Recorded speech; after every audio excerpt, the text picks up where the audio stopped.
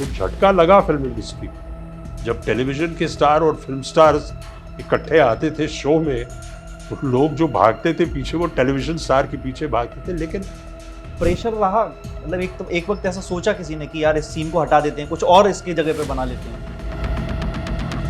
बहुत ही कठिन सवाल है। कोई स्टोरी नहीं है यार, मैं क्या बताऊं तुम्हें। जितनी भी दुनिया में जो इतनी कहानियां हैं, सब कहीं ना कहीं से बेस्ड हैं। इसने उसने ली, थोड़ा सा यहाँ से लिया। इसकी पहली फिल्म थी, लेकिन उनका इन्वॉल्वमेंट, उनके सजेशंस वो वही है। उस मतलब उस स्केल में अभी उसका स्केल दिखाई दे रहा दुनिया। सितारे जमीन पर, लगान, दंगल, तारे जमीन पर, ऐसी ऐसी फिल्में बना रहे। लेकिन शुरुआती दिनों में उनको एक बहुत अच्छा खासा एक प्लेटफॉर्म मिल गया, क्योंकि उनका जो परिवार है वो पहले से ही नहीं, परिवार पे मत डालिए। ये प्लेटफॉर्म आमिर ने बनाया है। ये बोलते हैं स्टार पार, करिश्मा एक है, जैसे घूमे वो पापा कहते वाले गाने में, खट करके स्टार बने। का परफॉर्मेंस जो उनका था ना, उनको हर अवार्ड जीतना चाहिए, ये मेरा मानना है। तिमी काटकर और हेमंत गुर्जर के उस वक्त के जो सीन थे वो काफी बोल्ड माने, बहुत बोल्ड। बहुत बोल्ड। उस वक्त की मीडिया, उस वक्त पब्लिक क्या बोल रही थी उन सीन्स को देखकर? हैरान हो गए। मुझे बहुत ही, मतलब हीरो और हीरो दोनों नंगे। लेकिन मैं आपको एग्जांपल दे रहा हूँ, आमिर का एग्जांपल दिया। जैसे एक बार को क़यामत से क़यामत तक की कोई एक्टिंग नहीं थी उसमें, लेकिन उसी शॉट में स्टार। हेमंत बिरजे ने एक डायलॉग नहीं बोला, पूरी फिल्म में स्टार बन गया। ये उनकी थियोरी होती थी। और कोई गॉसिप में कभी कभी लिख लेते थे, तो एक्टर कोई, उनका नाम नहीं लूंगा यहाँ में, जिंदा है, वो पकड़ के पटक देते थे वो उनको, रिपोर्टर्स को। हाँ, मार दिया। कई एक्टरों ने रिपोर्टर को उनकी गर्लफ्रेंड के बारे में या उनकी बीवी के बारे में कुछ लिखा, पकड़ 2 लाफा पकड़ के दिया उनको। तो ये सब चलते रहता। इश्क मूवी के दौरान काजोल और अजय देवगन की कुछ स्टोरीज उस वक्त चल रही थी क्या, या उनके बीच में लव अफेयर चल रहा था? शादी तो बहुत बाद में हुई है ना। ये बात सही है। अगर किसी भी एक चीज़ को बैन करना है तो बैन को बैन कीजिए। ये हमारे लोकतंत्र में ये गलत, इसको बैन करो, तुम मत बोलो। देखो, अगर आपको समय रहना शो से दिक्कत है, तो आपके हाथ में रिमोट है। सर, सबसे दिलदार एक्टर कौन लगता है आपको? सलमान, शाहरुख भी बहुत दिलदार है, आमिर भी। सर, 45 साल का अनुभव जब इतना बीत जाता है, उसके बाद जब आप आज जिस जगह पर बैठे हैं, उसके बाद कैसा फीलिंग आता है? बहुत ही बढ़िया प्रश्न पूछा आपने, जिसका असल में मेरा जवाब तो ये बहुत खुशी की बात है और बहुत आनंद है। आनंद आता है कि मैं अभी भी काम कर रहा हूँ, और तकरीबन 50 साल के बाद मैं अभी भी लोग मुझे इस काबिल मानते हैं, सोचते हैं कि मैं काम कर सकता हूँ उनके लिए। तो ये तो बहुत खुशी की बात है। बाकी ये साल कहाँ गए, इतने साल कहाँ गए, मैं भी अक्सर यही बोलता हूँ कि यार 6 साल पहले तो मैं 45 साल का था, पता नहीं कहाँ चले गए ये साल। लेकिन जब मैं आपके प्रश्न के बारे में सोचता हूँ, तो मैं यही कह सकता हूँ कि मेरे लिए, मैं अपने आप को भाग्यशाली समझता हूँ, क्योंकि मेरे लिए जो हॉबी थी मेरी, ये मेरा प्रोफेशन बन गया। तो मुझे ऐसा एक भी दिन ऐसा नहीं लगता है जो मैं सोचता हूँ कि मैं काम पे जा रहा हूँ। हाँ, काम पे जा रहा हूँ, इसका उतना एहसास तो है, ये प्रोफेशनल काम है। और ये तो आपके जहन में है कि आप काम पे जा रहे हैं, लेकिन उस तरीके से काम नहीं है जो मैं सोचता हूँ कि ये मेरे ऊपर बोझ है। मेरे लिए ये है कि मैं उस काम में जा रहा हूँ, वो काम करने जा रहा हूँ जो मेरे मैं दिल से जा रहा हूँ काम करने। और ये काम है जिस पे मैंने अपनी ज़िंदगी बनाई है और जो मेरी कमाई होती है। तो ये मेरे लिए बहुत बड़ा बोनस रहा है, और बहुत ही दिलचस्प रहा है, क्योंकि ये काम ऐसा है कि अगर फिल्म भी वही फिल्म के लिए आप काम शूटिंग करने जा रहे हो, लेकिन सीन अलग होते हैं, अगले हर दिन का माहौल अलग होता है, कैसे आर्टिस्ट कौन से सीन में क्या रिस्पॉन्स होता है, किन लोगों और लोगों के साथ मिलना करना। तो मैं खुशकिस्मत हूँ कि मुझे इस प्रोफेशन में, एक तो ये प्रोफेशन करने की मुझे ये आशीर्वाद मिला है मुझे कि मैं ये काम कर सकता हूँ, जो मेरे जो मेरे मतलब सिलेक्शन का है, जो मेरे दिल का काम है।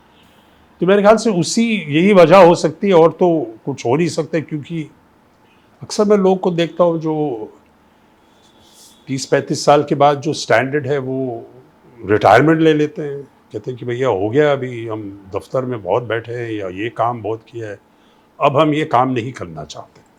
वो भी ठीक है, लेकिन मुझ में ये कभी नहीं रहा है कि मैं तो तरसता हूँ कि और कौन सा नया रोल है, कौन सा नई फिल्म है, और कौन सी ऐसी कहानी है जिसमें मैं फिट हो सकता हूँ।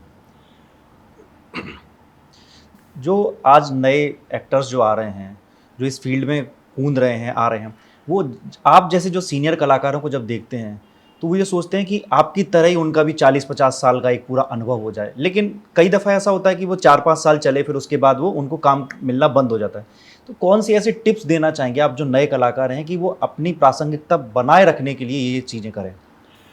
देखो, एक तो मैं टिप और एडवाइस देने के बिजनेस में नहीं हूँ, वो इसलिए मैं ऐसे नहीं कह रहा हूँ, मैं इसलिए क्योंकि हर इंसान के जो सर्कमस्टेंसेस होते हैं, जो उनके हालात होते हैं, और जो जिस पीढ़ी में वो आए हैं, उनके जो प्रेशर्स वो सब अलग होते हैं। तो अगर मैं किसी को कहूँ कि भैया मैं आज 50 साल, तकरीबन 50 साल के बाद अभी भी काम कर रहा हूँ, तो वो एक चीज़ नहीं है जो मैं बोल सकता हूँ कि मैं इस वजह से काम कर रहा हूँ।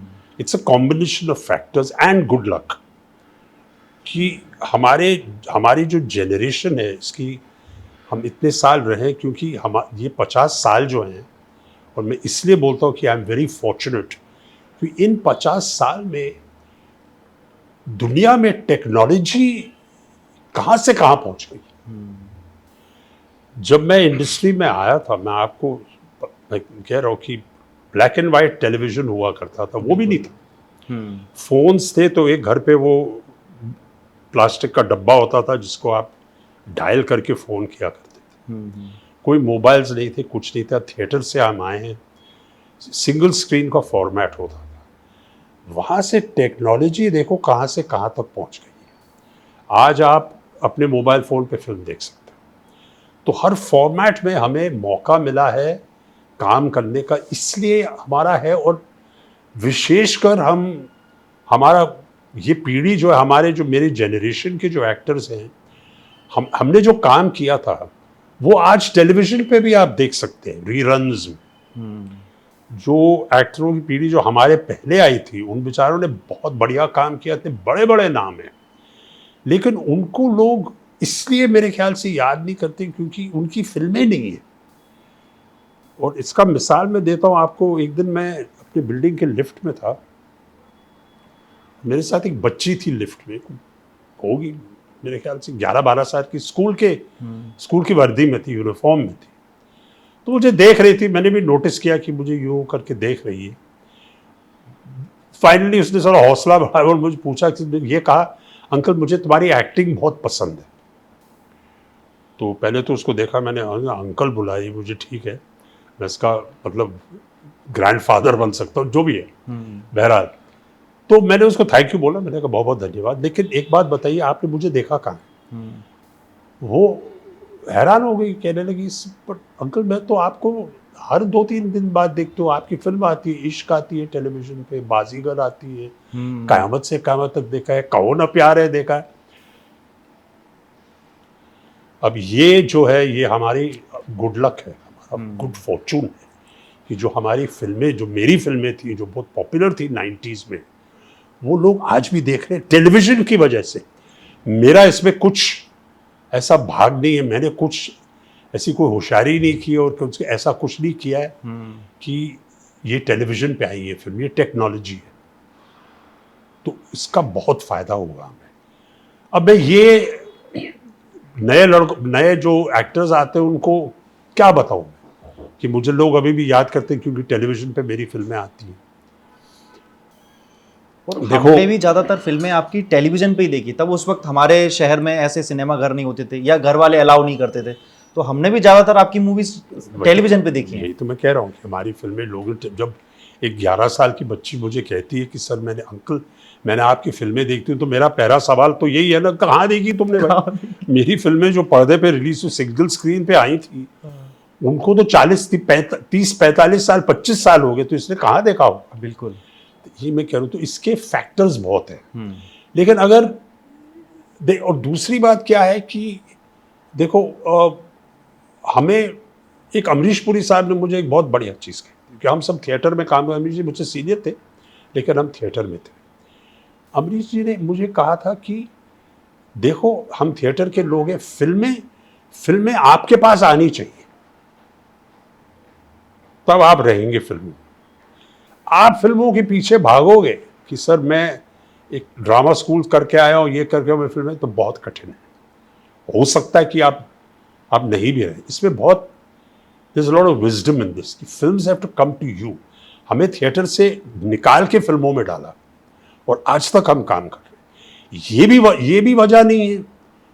बहुत से लोग हैं जो जिन्होंने थिएटर नहीं किया, अभी भी चल रहे हैं। जैकी श्रॉफ हमारे मित्र हैं जिनके साथ में काम, उनने कभी थिएटर रंगमंच पे कभी उनने पैर नहीं रखा, लेकिन अभी भी वो बहुत पॉपुलर स्टार है। तो कोई फॉर्मूला नहीं है। और मेरा किसी को बताना कि भाई ऐसे करो तो ये होगा, गलत होगा, क्योंकि इसका जवाब मेरे पास है नहीं। इतना मैं कह सकता हूँ एडवाइस के बिजनेस में ना होते हुए कि जो भी काम करते हैं आप, छोटा भी रोल हो, कुछ भी हो, उसको आप इंटेग्रिटी से कीजिए, पूरी मेहनत करके पूरे सोच से कीजिए। और सबसे बड़ा जहर जो है वो है इंस्टेंट ग्रेटिफिकेशन। ये अपने दिमाग से निकाल दीजिए कि आज मैंने ये किया, कल मैं स्टार बन जाऊंगा, कल मेरे दरवाजे पे 5 प्रोड्यूसर खड़े रहेंगे कि सर कब। और जो लोग ये प्रोफेशन में आते हैं, इस प्रोफेशन को करने के लिए, जिनका मतलब, जिनकी जिगर में, जिनकी मतलब मोहब्बत है एक्टिंग से, करते कि सर हमें थिएटर में भी हमें काम मिल जाए तो हम खुशी से काम करेंगे, उनको ही करना, वही टिकते हैं। थिएटर कितना क्योंकि important लोग जो आते हैं आजकल, सॉरी टू इंटरप्ट, लोग no जो problem. देखो, जो लोग आते हैं मुझे बोलते हैं सर हमें एक्टर बनना है, आप बताइए सर, आपको 50 साल हो गए, 45 साल आप अभी भी काम कर रहे हैं। वो सोचते हैं एक जादू की छड़ी है, एक पॉइंट हमें बोल दिया ये करो तो बन जाओगे। और ये सुनना भी चाहते हैं। सब ढूंढ रहे हैं कि भैया एक ऐसी चीज बताइए हमें जहां यार मैं स्टार बन जाऊंगा। बंदे स्टार बनने आए हैं, वो एक्टर नहीं बनने आए। ये एक दूसरी बात है। आप कह रहे हैं कि मैं इस प्रोफेशन में आया हूं, मैं ये आपसे, वो ये नहीं पूछ रहे हैं आपसे कि मुझे एक्टर बनना है। वो कह रहे हैं सर आप बताइए मुझे, मैं स्टार कैसे बन जाऊं। काम के बलबूते पे, काम के जरिए कुछ लोग स्टार बन जाते हैं, कुछ लोग स्टार नहीं बनते। कुछ एक्टर ऐसे हैं जिनके नाम लोग याद की बात तो अलग है, याद बात छोड़ दो। इसी लाइफ टाइम में, इसी जिंदगी में कुछ लोग एक्टर हैं जिनको काम मिलता है, जिनको नहीं मिलता है।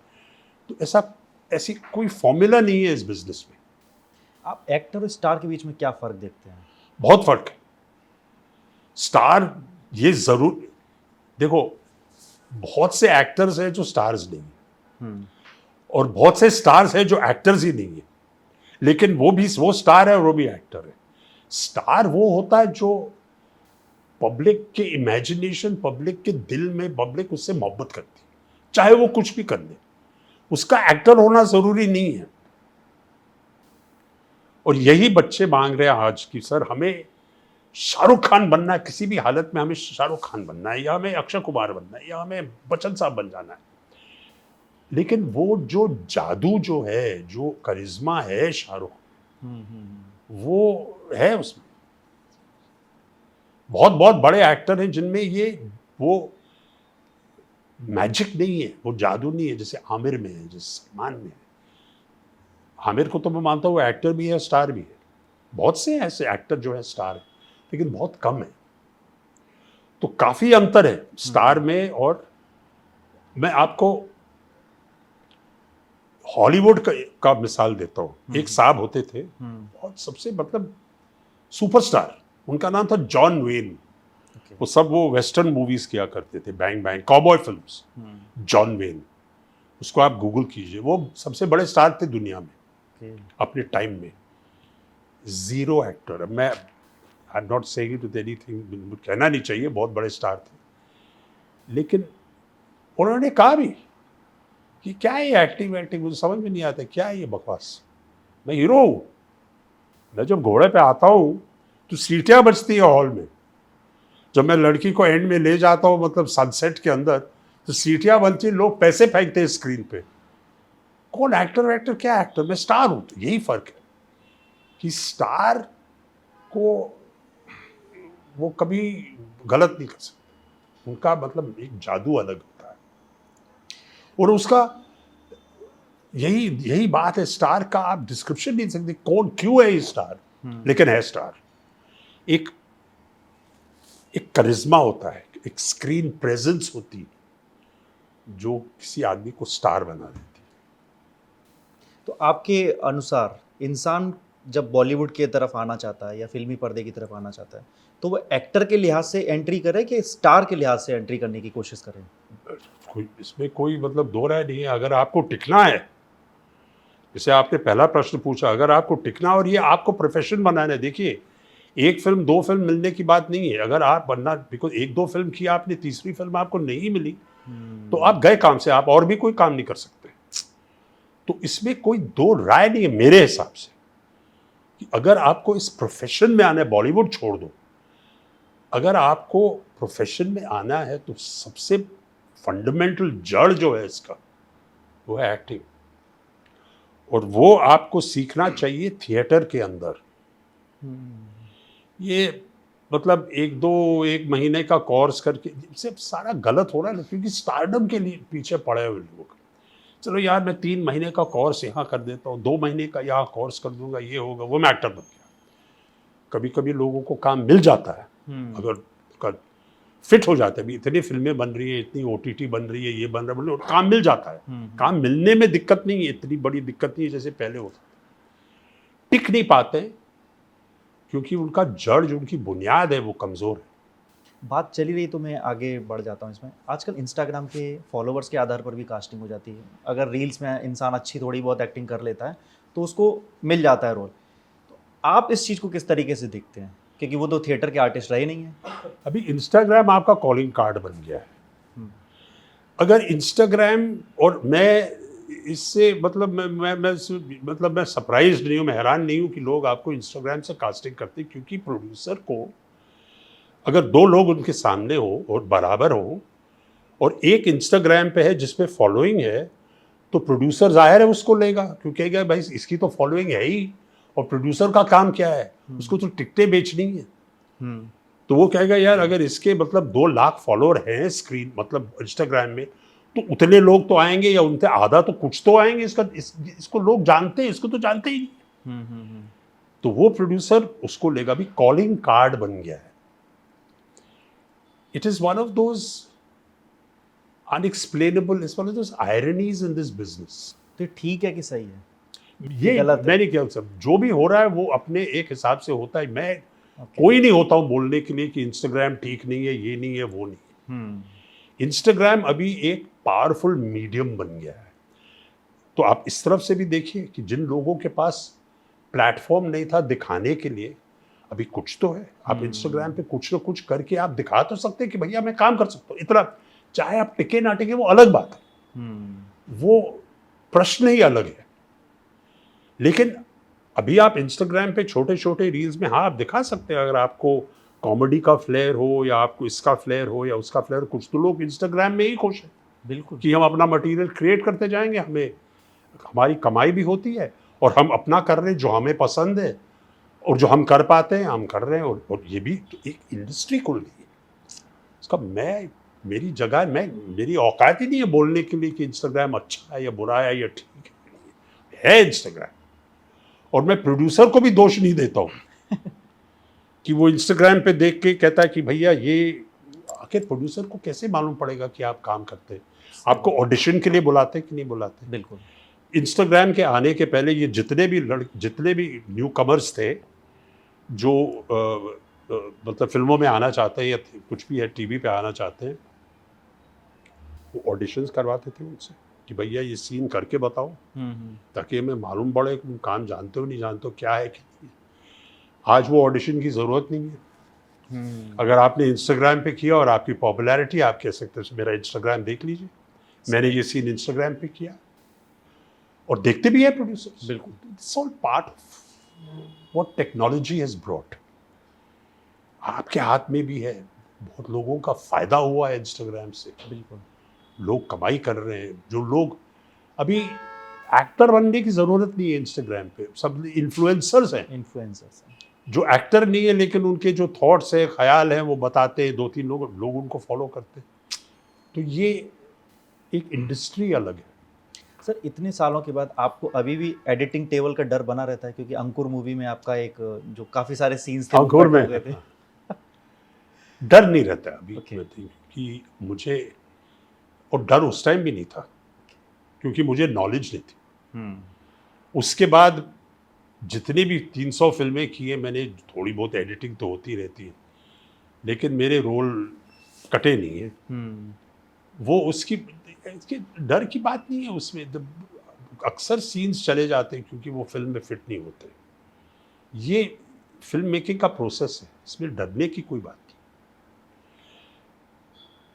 इतने एक्टर्स, मुझे छोड़ दीजिए, आप हीरोज होते हैं, उनने कितने सीन्स कटते हैं। फिल्म 4 घंटे की बनती है, 2.5 घंटे में एडिट करना पड़ता है, तो कितनी सबके सीन्स जाते हैं। बल्कि हमारे जो कैरेक्टर एक्टर्स हैं, हमारे सीन्स इतने लिमिटेड होते हैं और फिक्स्ड होते हैं कि हमारे सीन कम कटते हैं। जिनके हीरोज हैं जो 100-100 दिन का काम करते हैं, उनका तो मेजर तो उनका ही कटता है ना।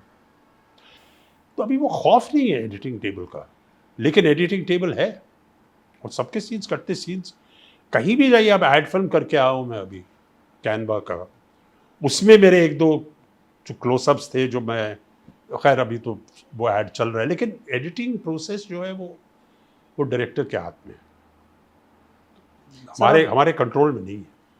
जब आप टीवी की तरफ रुख कर रहे थे, आपने बुनियाद सीरियल में काम किया, काफ़ी जी। अच्छा काम था उस वक्त, लोगों ने सारा, आज भी लोग देख रहे हैं उसको जब भी उसकी क्लिप्स मिल जाती हैं। तो आपके माइंड में क्या चल रहा था कि टीवी सक्सेसफुल होगा? मुझे कभी डाउट, कोई शक नहीं था कि टीवी सक्सेसफुल होगा, क्योंकि मैं तब तक मैं अमेरिकन टेलीविजन से वाकिफ था। ओके। बाकी मतलब I knew about American television, I knew about British television, और मुझे मालूम था कि वहाँ के टेलीविजन के स्टार्स हैं, जो फिल्म स्टार्स नहीं है लेकिन टेलीविजन के स्टार्स बहुत बड़े स्टार्स हैं। क्योंकि असल में टेलीविजन की जो पहुँच है वो तो हर कमरे में है।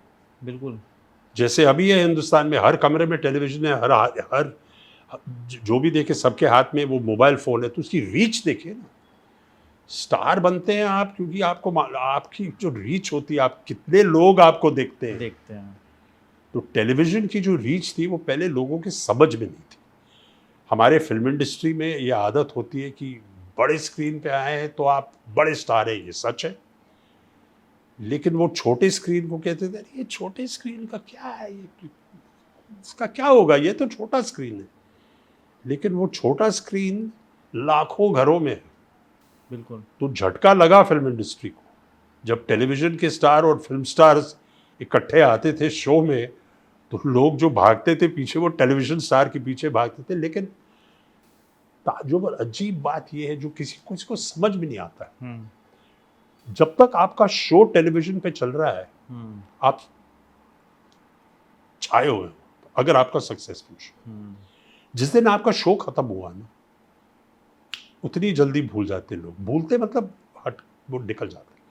क्योंकि मेरा अंडरस्टैंडिंग है कि आप जब आप लोगों के घर के अंदर बेसिकली फ्री में आ जाते हैं, तो वो बात नहीं होती कि आप सिर्फ घर में हैं, रोज़ आपको टेलीविज़न पे देखते हैं, तो आप लाइक परिवार के जैसे बन जाते हो। तो वो डिस्टेंस नहीं है। स्टार और ऑडियंस में एक फासला है। स्टार का मतलब क्या होता है कि भैया वो तो सितारा है यार, वो तो वहाँ है, मैं यहाँ हूँ। टेलीविज़न में वो नहीं है। टेलीविज़न में पॉपुलैरिटी है लेकिन वो सितारे नहीं है, जहाँ पहुँच नहीं सकते हो, वो होते हैं स्टार। तो टेलीविज़न के भी बहुत पॉपुलर लोग हैं, और पहले तो लोगों ने कहा था, अभी तो टेलीविज़न, अभी तो वो जो जितना भी वो था वो निकल गया ना। अभी तो टेलीविज़न को सब मानते हैं। कितने स्टार्स निकले टेलीविज़न से।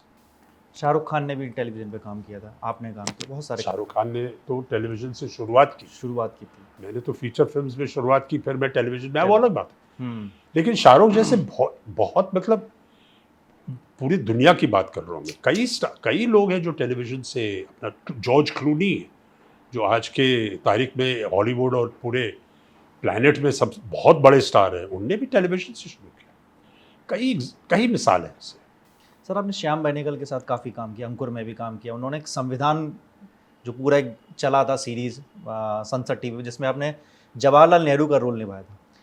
उस रोल को निभाते वक़्त आपके लिए क्या चैलेंजेस थे? किस तरीके से आपने निभाने के लिए उनके बारे में डीप रिसर्च असल में उससे पहले मैंने भाग मिल्खा भाग में नेहरू जी का किरदार किया, हुँ, फिर महेश मांजरेकर के लिए भी नेहरू का रोल किया था, जो पीएल देशपांडे पे फिल्म करते थे, ओके। जो दूरदर्शन का, जो दूरदर्शन बन रहा था, तो एक सीन था।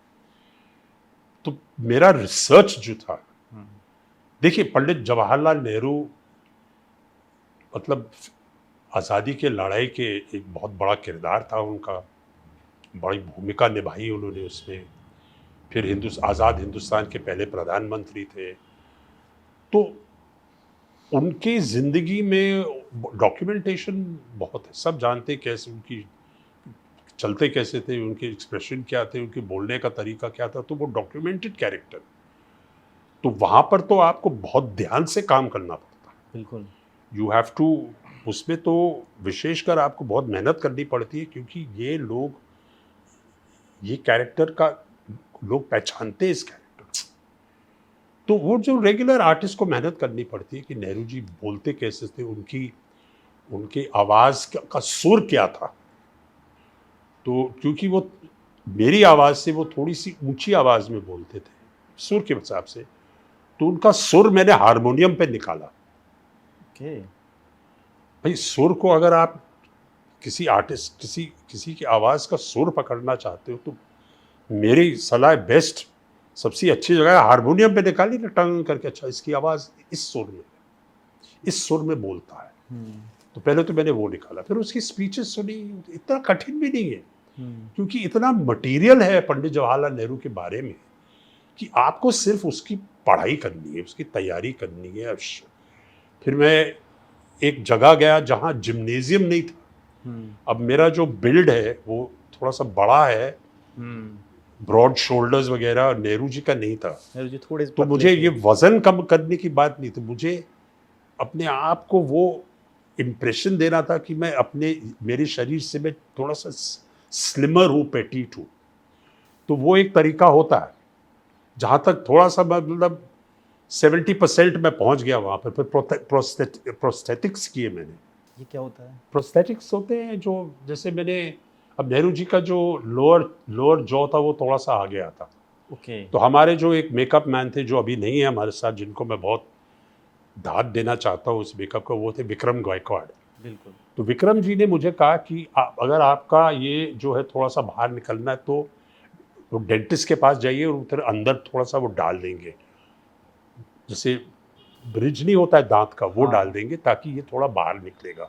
उसको प्रोस्थेटिक बोलते हैं, जो आप थोड़ा सा ऐड करते हैं, मुंह के अंदर डालते हैं। जैसे मार्लन ब्रांडो ने हुँ, गॉडफादर के लिए अंदर वो डाल दिए थे, जो फाइनली डेंटिस्ट ने बनाया, ताकि उनका जबड़ा जो है वो थोड़ा बड़ा लगे।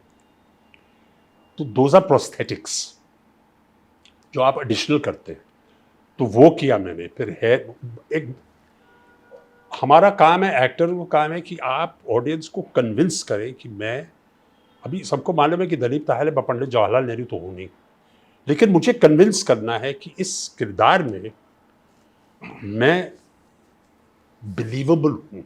हुँ, तो उसके लिए विजुअल मीडियम में 70% आपका लुक है। अगर आप एक शब्द बोले बगैर आप पर्दे पे आए, लोग क्या, अरे वो तो पंडित जवाहरलाल नेहरू आ रहा है, तो 70% आपका काम, हो गया। प्रॉब्लम सॉल्व हो गया। तो उस पर मैंने बहुत ध्यान दिया, क्योंकि जिन लोगों ने पंडित नेहरू जी की आवाज़ सुनी भी नहीं थी, उनके शक्ल जानते थे। तो उसके बाद उनके स्पीचेस देखी मैंने, यूएन में स्पीचेस, यहाँ वहाँ बहुत डॉक्यूमेंटेशन। प्रसार भारती पे आपने बहुत सी प्रसार भारती, उनका जो फेमस मिडनाइट आवर का जो स्पीच था, फ्रीडम नहीं, जो 12 बजे जब आज़ादी के दिन पे उन्होंने जो फेमस 14-15 अगस्त हाँ, की रात जो का। फ्रीडम का स्पीच दिया था उसको 10 बार क्या 100 बार सुना, कहते उनके किस सुर में प्रैक्टिस किया उसको। तो फिर वहाँ से जो वो तैयारी होती है, और उस तैयारी को मैं संविधान में भी ले गया, तो उसको कर चुका था मैं। श्याम बेनेगल की डायरेक्शन में आप क्या खूबी देखते हैं जो किसी और डायरेक्टर में अभी नहीं है? श्याम बेनेगल साहब तो कमाल के डायरेक्टर, कमाल। श्याम बाबू का क्या था कि उनकी कास्टिंग बहुत बढ़िया होती थी। एक बार वो एक्टर को कास्ट करते थे तो ज़्यादातर वो एक्टर को छोड़ देते, सीन बता के करके वो एक्टर के ऊपर छोड़ देते। वो बहुत से डायरेक्टर्स की गलती क्या होती है कि वो एक्टर को लेंगे पर उनको बोलेंगे ये कैसे करो, ऐसे करो इसको, तो आप इसको क्यों ले रहे हैं ना। अगर देखो, हर एक्टर का जो वो जो फ्लेवर है वो तो आएगा कैरेक्टर में। अभी एक स्कूल है जो बोलते हैं कि आप टोटली कैरेक्टर में घुस जाए कि आप हो नहीं, तो वो तो होता ही नहीं है।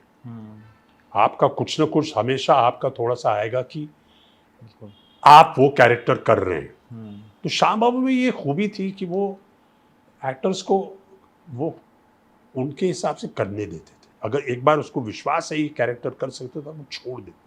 आप तैयार हो, जो वो कहते हैं कि तुम तैयारी करो, तुम एक्टर का काम है तैयार, तो मुझे दिखाओ क्या किया तुम। उसको कैमरा लगा देते। और अगर थोड़ा सा होता था तो टेक्निकल बात होती थी, थोड़ा यहाँ फेस मतलब ऐसी चीज़ें होती थी, लेकिन वो आपको एक्टिंग से खाते ही नहीं थे। इश्क मूवी में आपका किरदार काफ़ी मनोरंजक था। आज तक वो सीन वायरल होता है जब आप आते हैं और जूही चावला आपको ग्रीट करती है, एक आप किसी बस्ती के अंदर आते हैं और आपके ऊपर एक बीट गिरता है। वो कितनी बार में हुआ था, कितने टेक में हुआ था वो सीन? वो हुआ था 2-3 टेक में, फॉर्चुनेटली ज़्यादा नहीं हुआ। लेकिन जब इंदर कुमार के साथ मैं फिल्म कर चुका था राजा, तो मुझे बहुत शौक है उनके साथ काम करने का, बहुत मज़ा आया राजा में। वो एक कमाल के डायरेक्टर है। वो एक डायरेक्टर है जिनको एग्जैक्टली मालूम है कि इस किरदार को, इस कैरेक्टर को क्या सुर चाहिए, क्या चाहिए, मुझे उसको एग्जैक्ट चाहिए और वही चाहिए। अगर 10 के स्केल पे अगर वो कहेंगे कि ये सीन को पूरा टोन नंबर 9 पे होगा तो नंबर 9 पे होगा, 8.5 नहीं होगा, बिल्कुल एग्जैक्ट पिच सुर। तो जब उन्होंने मुझे इश्क के लिए बुलाया, कहा दलीप मैं एक रिक्वेस्ट है, इस फिल्म में तू टकला हो जा। तो मुझे मालूम था कुछ ना कुछ होने वाला है इस काइंड ऑफ थिंग में। पर उन्होंने बता दिया कि ऐसे ऐसे हम ये मतलब ये शरारतियाँ करेंगे, हम गैग्स ऑडियंस के मनोरंजन के लिए। तो एक ये भी आएगा जो चिड़िया तो हक के जाती है सर पे, तो कैरेक्टर वो ठीक है, वो मज़े में है यार, वो किया हमने, कोई दिक्कत नहीं थी। मुझे मालूम था क्या होने वाला है। ऐसा कुछ नहीं है कि सरप्राइज किया, लेकिन अभी कैरेक्टर के हिसाब से वो सीन क्यों याद हुआ, मज़ेदार सीन है, कितना कड़क कैरेक्टर, यो बस्ती में आता है टक से उसके सर पे पड़ जाए तो सारी पब्लिक हंसती है, उनको मज़ा आता है। तो ये अपना काम है यार, मनोरंजन। तो ओके, मैंने पर्सनली नहीं लिया। कुछ लोग होते हैं, कुछ एक्टर होते हैं कि नहीं यार मेरे सर पे ऐसे कैसे हो सकता है, तो उनका अलग अलग सोच होती है। कयामत से कयामत तक में आपने आमिर खान के पिता का रोल निभाया था, तो आमिर खान की पहली मूवी थी, उस वक्त उनके अंदर कितना कॉन्फिडेंस था और आज आप? बहुत कॉन्फिडेंस था उनमें। और ये जो मैंने आपको कहा था उसमें भी यही हुआ था कि उस रोल मिलने के बाद मैंने एक बार मतलब हिम्मत करके मैंने नासिर साहब से पूछा, मैंने कहा नासिर साहब इतना बढ़िया रोल आपने मेरे बारे में कैसे सोचा। तो उन्होंने कहा मैंने आपको बुनियाद में देखा था, मुझे इस किस्म का कैरेक्टर चाहिए था। बहरहाल, लेकिन उन्होंने एक और बात कही थी मुझसे जो इस इश्क से रिलेटेड है। उन्होंने कहा कि आपके पहले मैंने कई कैरेक्टर आर्टिस्टों को ये ऑफर किया था ये रोल कयामत से क़यामत तक, और उनके ना बोलने की वजह केवल एक थी, और वो था कि हम इस उम्र में बाप कैसे बन सकते हैं। उनको ये रोल नहीं मिला। मैंने वो रोल किया, मैंने एक बार भी नहीं पूछा कि मैं बाप कैसे बन सकता हूँ, मैंने सोचा भी नहीं कि मैं बाप। मैंने रोल इतना तगड़ा, इतना पावरफुल रोल था कि मैंने प्रोलॉग के बाद उन्होंने मुझे प्रोलॉग तक सुनाया जहाँ मेरा कैरेक्टर वो दुई नली लेके वो उसको उड़ा देता है, उसको वो जो दुल्हा है, हाँ। शादी के मंडप में। तो उतना सुनने के बाद मैंने कहा मैं करूँगा। तो आमिर तो बहुत ही कॉन्फिडेंट था, अरे कि उस फिल्म में, उसकी पहली फिल्म थी, लेकिन उनका इन्वॉल्वमेंट, उनकी सजेशंस वो वही है, उस मतलब उस स्केल में अभी उसका स्केल दिखाई दे रहा है दुनिया को। सितारे ज़मीन पर, लगान, दंगल, तारे ज़मीन पर, ऐसी ऐसी फिल्में बना रहे, तो ये उनमें पहले से भी था। कभी आपको ऐसा नहीं लगता है कि आमिर खान को आज लोग पसंद कर रहे हैं और उनके अंदर एक कला है, लेकिन शुरुआती दिनों में उनको एक बहुत अच्छा खासा एक प्लेटफॉर्म मिल गया क्योंकि उनका जो परिवार है वो पहले से ही नहीं नहीं, फिल्मी उन्होंने बैकग्राउंड फिल्म प्लेट नहीं नहीं, परिवार पे मत डालिए, ये प्लेटफॉर्म आमिर ने बनाया है। हम्म आमिर खान को पब्लिक, अभी नहीं, आमिर खान को पब्लिक पहली फिल्म से स्टार बनाया, वो उनको पहली फिल्म से उनसे प्यार करते थे, क्योंकि आमिर खान का वो स्टार है। ये है फर्क, स्टार एक्टर भी हैं, लेकिन पहली फिल्म में वो कौन से बड़े एक्टर थे, कोई भी नहीं पहली फिल्म में एक्टर होता। बिल्कुल। ये बोलते हैं स्टार पार, करिश्मा एक है, जैसे घूमे वो पापा कहते वाले गाने में, खट करके स्टार बन गए। Am I right? वो बात वो सच हो गई। मैं बोल रहा हूँ, खैर वो अलग बात है, लेकिन एक शॉट में जो आदमी स्टार बनता है उसको बोलते हैं स्टार पावर। वो गिटार लेके घूमा, उसमें आया, बैंग करके आदमी स्टार बन गया एक शॉट में। कोई क्या एक्टिंग की उसने उस शॉट में, कुछ खास एक्टिंग तो की नहीं। ये है फर्क स्टार में और एक्टर। घूमा ऑडियंस के सामने, वो बाल, वो लाइट वाइट थी, बूम, स्टार। तो he is always been star, ऐसी बात नहीं है, लेकिन क्या है कि, और उन्होंने अपना अपना अपनी जगह जो है, अपने मकाम में उन्होंने बनाया है एक एक फिल्म के साथ। फिल्में की हैं, बाहर की फिल्में की हैं, इश्क किया, कई फिल्में की, लेकिन अभी एक टाइम आया जब उसने कहा कि मैं अपना काम, अपनी फिल्में करूंगा, जो मुझे पसंद है, जो फिल्में मैं बनाना चाहता हूँ, वो उन्होंने लगन से बनाना शुरू किया, and the public has always loved him. और एक और इनकी फिल्म है जो बहुत बढ़िया फिल्म थी, उसको कुछ दिन पहले मिला था मैं, सितारे ज़मीन पर की एक शोइंग स्क्रीनिंग थी, वो फिल्म का नाम था लाल सिंह चड्ढा। करेक्ट। लाल सिंह चड्ढा का परफॉर्मेंस जो उनका था ना, उनको हर अवार्ड जीतना चाहिए था, ये मेरा मानना है। और मैं खुले कह रहा हूँ कि इस फिल्म को रोक दिया गया था गलत वजह से, लेकिन लाल सिंह चड्ढा जब आप देखेंगे टाइम में, जब लोग देखेंगे इस पिक्चर को दोबारा, तो ये बहुत आइकॉनिक फिल्म और ये क्लासिक फिल्म बनने वाली है। जब ये पूरा सब, ये सब हट जाएगा मतलब अभी लोग, वो सब खत्म हो गया ना, अभी तो सितारे ज़मीन पर आ गई और वापस उनकी फिल्में, लेकिन लाल सिंह चड्ढा का परफॉर्मेंस बहुत बहुत बढ़िया परफॉर्मेंस, और अफसोस की बात है कि ये फिल्म को चलने नहीं दिया लोग। अगर पब्लिक जाके फिल्म देखती है और कहती है नहीं यार ये बकवास है, हमें नहीं देखना, वो मैं मानने के लिए तैयार, लेकिन कोई पब्लिक को बोलता है कि मत जाओ इस पिक्चर में, पिक्चर देखो ही नहीं। बाजीगर मूवी के बारे में आपने एक जगह पे जिक्र किया था कि लोग उसको खरीदने के लिए तैयार नहीं थे, उसको पैसा लगाने के लिए तैयार नहीं थे, क्योंकि शिल्पा शेट्टी वाला मेरे पैसे लग गए थे, लग बनने के बाद कोई खरीदने के लिए तैयार नहीं था, हाँ। क्योंकि पिक्चर देख ही नहीं थी लोग तब तक। तो ट्रायल पे आए, बहुत खुशी से आए, सबसे मिले, रतन जयंती थी, अब्बास मस्तान थे, शाहरुख तो आता था और हर ट्रायल पे आता था, मैं भी जाता था, पहुंच जाते थे, मुझे पिक्चर बहुत पसंद आई तो वो खड़े रहते थे वहाँ।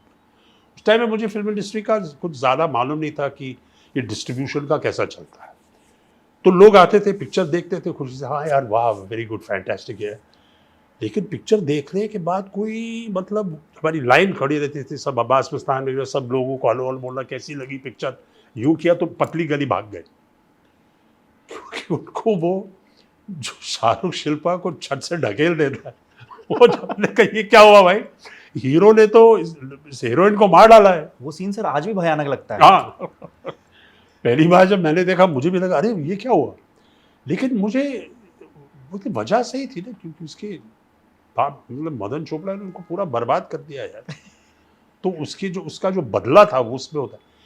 तो इस पॉइंट पे लोग डर गए। हम्म, आपको याद रखना चाहिए कि फिल्म इंडस्ट्री एक बहुत कंजर्वेटिव जगह है, जहां फॉर्मूला के पीछे पड़ते हैं लोग। हम्म, ये वो हैप्पी एंडिंग होना चाहिए, फलाना वलाना, ये वो। क़यामत से क़यामत तक में एक और कहानी बताऊंगा आपको, सब ये ऐसा होना चाहिए। फिर डिस्ट्रीब्यूटर खुश हो जाता है कि भाई ये पिक्चर मेरे इन्वेस्टमेंट के हिसाब से ये सेफ है। हम्म, प्रोड्यूसर कभी कभी रिस्क लेते हैं, लेकिन डिस्ट्रीब्यूटर और एग्जिबिटर्स जो है, उनका काम नहीं है रिस्क लेना यार। वो क्यों रिस्क ले, उनको तो पिक्चर चलानी है।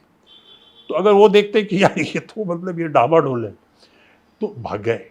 फिर पिक्चर रिलीज हुई, सुपर हिट हो गई। तो क्योंकि प्रेशर रहा, मतलब एक वक्त ऐसा सोचा किसी ने कि यार इस सीन को हटा देते हैं, कुछ और इसकी जगह पे बना लेते हैं। हाँ, मेरे ख्याल से वो इतना इतना नहीं था, लेकिन वो बात हुई थी कि हाँ ये सीन की वजह से हो रहा है, कुछ करना चाहिए। लेकिन तब तक वो निकल गई, पिक्चर खरीद ली लोगों ने तब तक, और कुछ रखा तो। लेकिन ये बहुत अक्सर हुआ है ये। एक मैं आपको एक पिक्चर के बारे में बताऊंगा। मेरे ख्याल से उस पिक्चर का नाम था यालगार, या फिरोज खान साहब की पिक्चर थी। हम्म, उन्होंने रेखा जी का एक डांस नंबर शूट किया था। हम्म, हाँ, और वो उन्होंने पिक्चर से किसी वजह से निकाल दी फिल्म से, क्योंकि वो नंबर ही चला। तो जो नॉर्थ के डिस्ट्रीब्यूटर थे, हम्म, उनने कहा सर ये नंबर क्यों निकाला आपने, हमें दे दीजिए। और वो खुद डाल देते थे फिल्म में के अंदर, नॉर्थ में उसको जोड़ देते थे, क्योंकि एडिटिंग टेबल वहाँ पर होता था उनके पास। वो आइटम डाल देते थे उसमें, और हाउसफुल होता था। हम्म। तो ऐसी डिस्ट्रीब्यूटर्स का यार, उनके एरियाज में, हम बॉम्बे में फिल्म बनाते हैं, हमें मालूम नहीं है कि छोटे शहरों में यहाँ वहाँ क्या चलता है क्या नहीं चलता। तो क़यामत से क़यामत तक में भी हुआ था। उसमें क्या दिक्कत आई थी? दिक्कत ये थी कि जैसे पिक्चर रिलीज हुई है, वो सैड एंडिंग है, दोनों मर जाते हैं, जूही और आमिर जो नए आशिकी हैं वो मर जाते हैं। ये था जो हर हर बड़ी मोहब्बत की कहानी में है, रोमियो जूलियट, शरीन फरहाद, सबकी कहानी में एंड ट्रैजिक होता है। तो एक तो नई पिक्चर थी, हीरो नया, डायरेक्टर नया, सबसे ज़्यादा पॉपुलर एक्टर, सबसे ज़्यादा मैं था उस फिल्म में, जो लोग मुझे जानते थे बुनियाद की वजह से, और मेरी 2-3 फिल्में आई थी उसके पहले। तो I was the most known name in that film. उसके ऊपर ये लोग आए, निकला नई पिक्चर है ये वो, सब जितने भी लोगों ने पिक्चर देखी उनको बहुत अच्छा लगा, गाने बढ़िया, ये वो, जूही वही सब फैंटास्टिक। लेकिन यार ये एंडिंग गड़बड़ है, इसको बदली कर दो, हैप्पी एंडिंग बना दीजिए। नासिर साहब जो वेटरन प्रोड्यूसर थे, जिन्होंने हमेशा वो इस किस्म की फिल्में बनाई थी, वो थोड़ा, और उस टाइम पे उनका जो था वो इतना चल भी नहीं रहा था, इतना अच्छा जो पहले पहले था उनका। तो वो भी थोड़ा बौखला गए। उन्होंने सोचा ठीक है मैं हैप्पी एंडिंग शूट कर लेता हूँ। तो उसने, हम सब वापस गए कोलार गोल्डफील्ड में, ओके। और एक हैप्पी एंडिंग शूट की हमने। अच्छा। और जब वो हम हैप्पी एंडिंग शूट कर रहे थे, तो मंसूर खान ने कहा कि मैं ये हैप्पी एंडिंग मुझे बिल्कुल पसंद नहीं, मैं हैप्पी एंडिंग, वो शूट यहाँ चल रही है, तो वो एक 20 फुट के फासले पे बैठे थे, अखबार पढ़ रहे थे या मैगजीन पढ़ रहे थे, तो वहाँ होंगे नहीं। आमिर खान ने शूट की हैप्पी एंडिंग, क़यामत से क़यामत तक की करके, सब आ गए बॉम्बे, उसको जोड़ दिया उसने कि अभी हैप्पी एंडिंग है। लोगों ने हैप्पी एंडिंग देखा, उन्होंने कहा वेरी गुड। लेकिन अब ये हिम्मत देखिए मंसूर खान की, जो नासिर साहब के लड़के थे, जिन्होंने, उनकी पहली फिल्म थी एज ए डायरेक्टर। उन्होंने कहा, अपने पिताजी से कहा कि अगर तुम हैप्पी एंडिंग रखोगे तो मेरा नाम हटा देना एज ए डायरेक्टर। ओह, इतनी बड़ी बात बोल दी। हाँ, इतनी बड़ी बात। अपने पिताजी से कह दिया कि मेरा नाम हटा देना, ये मेरी फिल्म नहीं है, अगर तुम हैप्पी एंडिंग रखो। नासिर साहब, प्रॉब्लम यार, अभी ये डिस्ट्रीब्यूटर बोल रहे हैप्पी रखो, मेरा लड़का बोल रहा है मेरा नाम हटा दो। तो कई लोगों के पास गए, फाइनली गए वो अपना राही मासूम रजा साहब के पास, जो इंडस्ट्री के सबसे मतलब मशहूर और सबसे बड़े राइटर रह चुके हैं। उनके पास गए, जैसे आप ये पिक्चर देखिए और बताइए क्या करें, हम हैप्पी एंडिंग रखें या सैड एंडिंग ना। तो राही साहब ने फिल्म देखी और उन्होंने सबसे बढ़िया बात की। उनने कहा कि ये पिक्चर चाहे तुम हैप्पी एंडिंग रखो या सैड एंडिंग रखो, ये पिक्चर हिट होने वाली है। बहुत बढ़िया पिक्चर है। फर्क ये है कि अगर हैप्पी एंडिंग रखोगे तो ये पिक्चर एक नॉर्मल हिट होगी, अगर सैड एंडिंग रखोगे तो ये पिक्चर बनेगी क्लासिक। लोग इस पिक्चर को भूलेंगे नहीं। वही हुआ, नासिर साहब ने बॉम्बे टेरिटरी खुद रखा क्योंकि किसी को लेने के लिए तैयार नहीं थे। पिक्चर सैड एंडिंग के साथ रिलीज हुई और मैं आपको यकीन दिलाऊं, हम यहीं पर गए थे पिक्चर की 30th एनिवर्सरी पे हम गए थे, जहां आमिर सब आए थे हम उसका सेलिब्रेशन में। 30 साल के बाद ये पिक्चर अभी भी लोगों का फेवरेट है। आज आप कितने साल हो गए क़यामत से क़यामत तक? 88 में आई थी, करेक्ट? 88 में आई थी। कितने साल हो गए? 45 साल नहीं, तकरीबन 40 साल, 41 साल, 40 साल तो हो गए। और देखिए हम इंटरव्यू में अभी भी क़यामत से क़यामत तक की बात कर रहे हैं। तो ये है राही साहब ने जो कहा था, ये बिल्कुल सही निकला। कुछ बातें ऐसी होती हैं जो हो जाता है ना कि जैसे मुंह से सरस्वती निकल जाना, ऐसी बातें। इसलिए तो मैं बोलता हूँ, इसलिए तो अभी अच्छा है कि देखिए नासिर साहब भी उनकी इतनी इज्जत करते थे कि वो राही साहब के पास गए कि भैया ये उलझन में है, हम बताइए क्या करें, हम ऐसी ऐसी बात है, मेरा लड़का ये बोल रहा है, डिस्ट्रीब्यूटर ये बोल रहे हैं, मैं तो समझ में नहीं आ रहा है मैं क्या करूँ। ये देखिए आप लोग जब फिल्म की शूटिंग के लिए कई दफ़ा 40-40, 50-50 दिन तक एक साथ रह रहे हैं, तो जब शूटिंग खत्म हो जाती तो उसके बाद पार्टी का माहौल कैसा होता था? किस किस के साथ पार्टीज वगैरह होती थी? वो तो डिपेंड होता है कि लोग अलग अलग, कुछ लोग कुछ ऐसे कुछ होते हैं जो पार्टी करते हैं रात को, जो थोड़ा सा लेट नाइट का शौक है, जैसे मुझ में है। कुछ लोग हैं जिनको शौक नहीं है, वो पैकअप करने के बाद वो करके सो जाते हैं। तो ऐसी कोई मतलब ज़बरदस्ती नहीं है, लेकिन अपने साथ में जो लोग होते हैं जिनको थोड़ा सा 9 बजे रात को सोने की आदत नहीं है, जो बस 11-12 बजे सोते, तो हम थोड़ा मिलते थे, बैठते थे, सभी एक होटल में खाना पीना इकट्ठा होता था और फिर नेक्स्ट डे की शूटिंग होती थी। अच्छा, पार्टी ऐसे नहीं था कि पार्टी होती, लोग मतलब अगर खाना खाना है एक होटल में तो सब मिलते थे ना, शूटिंग के बाद नहा धो के सब बैठ के साथ में खाना खाते थे, ड्रिंक्स होती थी। वो तो बिल्कुल, तो फिल्म इंडस्ट्री वो तो माहौल है, इसमें कोई ऐसा नहीं है कि पार्टी प्लान किया। जब आपको नेगेटिव रोल मिलते थे तो क्या आप लोगों के ऊपर एक प्रेशर होता था कि यार एक अमरीश पुरी की तरह काम करना है या अमजद खान की तरह काम करना है, जैसे हीरो की तुलना हीरो से हो जाती है, तो आपके ऊपर किसी का प्रेशर था या आपने कहा कि मैं इसको खुद अपनी तरीके से? अमरीश पुरी साहब को खूब मैं बहुत मानता हूँ कि वो मतलब, लेकिन मैंने कभी कोशिश नहीं की उनकी जैसे बनने की, क्योंकि मुझे मालूम था कि ये मतलब मुमकिन ही नहीं है। अमरीश पुरी जी का चेहरा देख के आपको मालूम पड़ता है कि ये विलन है, मैं जो है मैं कोशिश कर रहा हूँ विलन होने की, लेकिन अमरीश जी को आप एक डायलॉग भी नहीं कहे, उनको केवल उनका चेहरा आप पर्दे पे ले आइए तो लोग कहते यार ये विलन है पिक्चर का, तो वो अलग बात है उनकी। लेकिन उनसे सीखा बहुत मैंने, क्या सीखा, डिसिप्लिन सीखा, बहुत सी ऐसी चीज़ में उनसे। काफ़ी यंग हूँ तो अपना जैसे हमारी कभी कभी हम शाम को शूटिंग के बाद चले जाते थे, यहाँ घूम फिर के आते थे, तो अमरीश जी हमें समझाते थे सुबह की काम पे शूटिंग के टाइम पे, वो ऐसे एक बड़े भाई के जैसे थे हमारे। किस तरीके के इंसान थे? बहुत बढ़िया इंसान। जैसे हम पर्दे पे देखते हैं तो उनके कई रूप हैं, लेकिन असल जिंदगी में कैसे थे?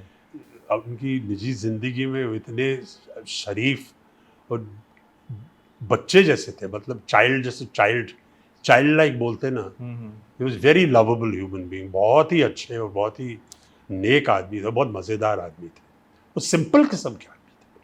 और उनको मैं थिएटर के दिनों से जानता हूँ, तो भारी आवाज़ ये वो, लेकिन जब आप उनके साथ बैठे ना तो मतलब he was an amazing person, very very loving human being. आवाज़ को लेकर मुझे आपसे पूछना, जब भी मैं आपकी आवाज़ सुनता हूँ, रजा मुराद जी की सुनता हूँ या अमरीश पुरी जी की आवाज़, तो इस आवाज़ में जो एक बेस है, जो आवाज़ सुन के ऐसा लगता है कि थोड़ा और सुना जाना है, या आपने किस तरीके से आवाज़ पर ध्यान दिया है? मैं तो बाकायदा रियाज करता हूँ। अच्छा, अभी थोड़ी सी तो आप कुदरत की है कि मेरी आवाज़ थोड़ी सी गहरी आवाज़ है, हाँ, लेकिन बाकायदा क्योंकि मैं गाता भी हूँ, मुझे गाने का भी शौक है, तो मैं रियाज करता हूँ और खरज में रियाज करता हूँ। खरज क्या जब होता सारे गामा में खरज होता ना, अच्छा बेस क्लिफ जिसे बोलते हैं, सा नी धा प मा ग रे सा, वो खरज है। अच्छा तो उसका प्रैक्टिस करते हैं ना। गाने की बात चली तो कुछ गुनगुनाई दीजिए। अरे अभी नहीं है इसमें। इतनी बकबक की है मेरी आवाज ही बैठ गई। अमिताभ सर के साथ भी आपने काम किया, जी। और इनके साथ जब आपने काम किया अमिताभ सर, तो आपको क्या लगता है कि अमिताभ बच्चन बनने के पीछे के आपको क्या रीजंस लगते हैं जो आज तक काम कर रहे हैं इतनी एक एज होने के बावजूद? बच्चन साहब जी एज का कुछ नहीं है। अभी बच्चन साहब देखो मेरे ख्याल से 80 या 82 के होंगे, लेकिन उसमें एज नहीं होता। अभी भी काम कर रहे हैं, कौन बनेगा करोड़पति में दिन भर काम करते हुए, ऐसा कुछ नहीं है। तो लेकिन बच्चन साहब बनना, अभी देखो, एक तो यही तो बात होती है, लोग बोलते हैं मैं बच्चन साहब कैसे बन सकता हूँ। नहीं बन सकते हैं आप, क्योंकि वो बच्चन साहब है। क्या उनका जो जिंदगी है, उनकी ग्राफ है, लेकिन कुछ चीज़ें हैं जो आप उनसे सीख सकते हैं। और वो ये है, एक तो उनमें वो बहुत ही टैलेंटेड कलाकार है। पहले तो ये कि वो मतलब बहुत ही आउटस्टैंडिंग परफॉर्मर है और बहुत ही बढ़िया एक्टर है। पहले तो बात ये। उसके साथ साथ बच्चन साहब का डिसिप्लिन ऐसा है कि कई लोगों की हालत खराब हो गई। मतलब ये टाइम पे आना इतना आसान नहीं है। बिल्कुल फिल्म इंडस्ट्री में रह के नंबर 1 होने के बावजूद, जहां हर किस्म की टेम्पटेशन आपके सामने हो, और वो ठीक है, उन्होंने जो भी किया, लेकिन वो डिसिप्लिन रखना कि मैं बाकी जो भी करूं, लेकिन सुबह जिस टाइम पे मुझे बुलाया है मैं उसी टाइम पे आऊंगा, या उसके 5-15 मिनट पहले। तो ये जो चीजें होती है, ये आप उन्होंने कल्टिवेट किया है, ये उन्होंने अपने आप को ये डिसिप्लिन बनाया, और इसलिए वो ये एक ही वजह नहीं है कि आप सेट पे टाइम पे आ जाए तो आप अमिताभ बच्चन बन जाएंगे, ऐसी बात नहीं है। जैसे मैंने कहा कि किसी के भी कामयाबी की कहानी में ये लोग जो पूछते हैं ना कि अरे एक बात बता दो जो अमिताभ बच्चन में, एक बात नहीं है, एक बार में बहुत सी ऐसी बातें जो जोड़ के जब मिलती है, ऐसे बोलते हैं the sum the parts of the total होता है एक आदमी का टोटल। जो छोटे जो हिस्से होते हैं, जब वो आप सही तरीके से साथ में लाते हो, तब जाके एक ऐसा होल बनता है, जिसे बोलते हैं the sum of the parts. तो हर पार्ट को जोड़ के फिर एक सम होता है। तो ऐसी एक बात नहीं है, बहुत सी बातें आपको, बहुत सी चीजें ऐसी हैं जो आपको अपनी जिंदगी में इनकलकेट कर, ये आपको ये मतलब ये अपनाना पड़ता है अपने लाइफ में, कि आप अपने अपने तब आप कामयाब रहे। आपने टार्जन मूवी में काम किया जिसमें किमी काटकर और हेमंत बिरजे थे। किमी काटकर और हेमंत बिरजे के उस वक्त के जो सीन्स थे वो काफ़ी बोल्ड माने जाते बहुत बोल्ड थे। थे, बहुत बोल्ड थे। उस वक्त की मीडिया, उस वक्त पब्लिक क्या बोल रही थी उन सीन्स को देख करके? हैरान हो गए, मैंने कहा बहुत ही, मतलब हीरो और हीरोइन दोनों नंगे। अभी टार्जन था ही या वो, तो अभी क्या करे, उसका किरदार ही ऐसा था कि बेचारा जंगल में रहता तो वो लंगोटी पहनता था, और उसके साथ तो फिर अभी फिल्मों का यही होता है, जब इतनी खूबसूरत कन्या हो जैसे किमी थी, तो उनको पानी में डुबो के फिर उसका भी स्कर्ट वर्ट का वो, या तो अभी टार्जन फिल्म ही ऐसी है कि उसमें ये सब, मतलब ये प्रेजेंटेशन करने की गुंजाइश है। आप जो कौन से भी लैंग्वेज में, कौन सी भी भाषा में आप टार्जन में देख लीजिए, उसका फॉर्मेट वही है। तो लोगों तो बहुत सुपर हिट पिक्चर थी, लोग 3-4 बार देख रहे थे कि यार ये तो कमाल हो गया, गाने अच्छे थे, पिक्चर अच्छी थी, जो हीरोइन है वो मतलब किमी काटकर थी, तो लोग इसका क्या बोलते हैं उसको,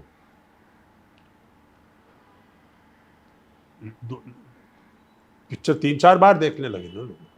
हेमंत, ये इस बात में सच्चाई है कि हेमंत बिरजे पहले एक सिक्योरिटी गार्ड थे, उसके बाद में उनको मौका मिलता है बिल्कुल वो टार्जन जैसी, तो जिसे रिपीट वैल्यू बोलते हैं, टार्जन में रिपीट वैल्यू खूब था, अच्छा मतलब लोग रिपीट करते रहे। सिक्योरिटी गार्ड था सुभाष जी, भी सुभाष, वो टार्जन ढूंढ रहे थे, कास्टिंग सबकी हो गई थी तकरीबन, मेरी कास्टिंग हो गई थी, वो टार्जन उसको मिल नहीं रहा था, जो सही उसको जो वो चाहिए था वो नहीं मिल रहा था, तो पुणे गए, वहाँ पर किसी ने कहा कि ये एक साहब हैं जो बिल्कुल टार्जन लगते हैं, बॉडी बिल्डर हैं ये वो, तो उसको देखा था जब वो वेट लिफ्टिंग कर रहे तो लंगोटी पहनते हैं जब हाँ वेट लिफ्टिंग कर रहे, तो सुभाष जी ने देखा, फौरन उनको कास्ट कर दिया कि ये मेरा टार्जन है। अब टार्जन में आपको शरीर चाहिए सही, टार्जन के डायलॉग तो है नहीं, तो वो करता और क्या करता, बोलता तो है नहीं, करेक्ट। तो उसकी दिक्कत नहीं है कि ये डायलॉग कैसे बोलेगा क्या करेगा, नो हाँ। प्रॉब्लम। सिर्फ आपको चाहिए वो एक ऐसा शरीर जो लगे कि ये जंगल में पला हुआ है और ये टार्जन है, तो उसको मिल गया। और हेमंत बिल्कुल परफेक्ट था।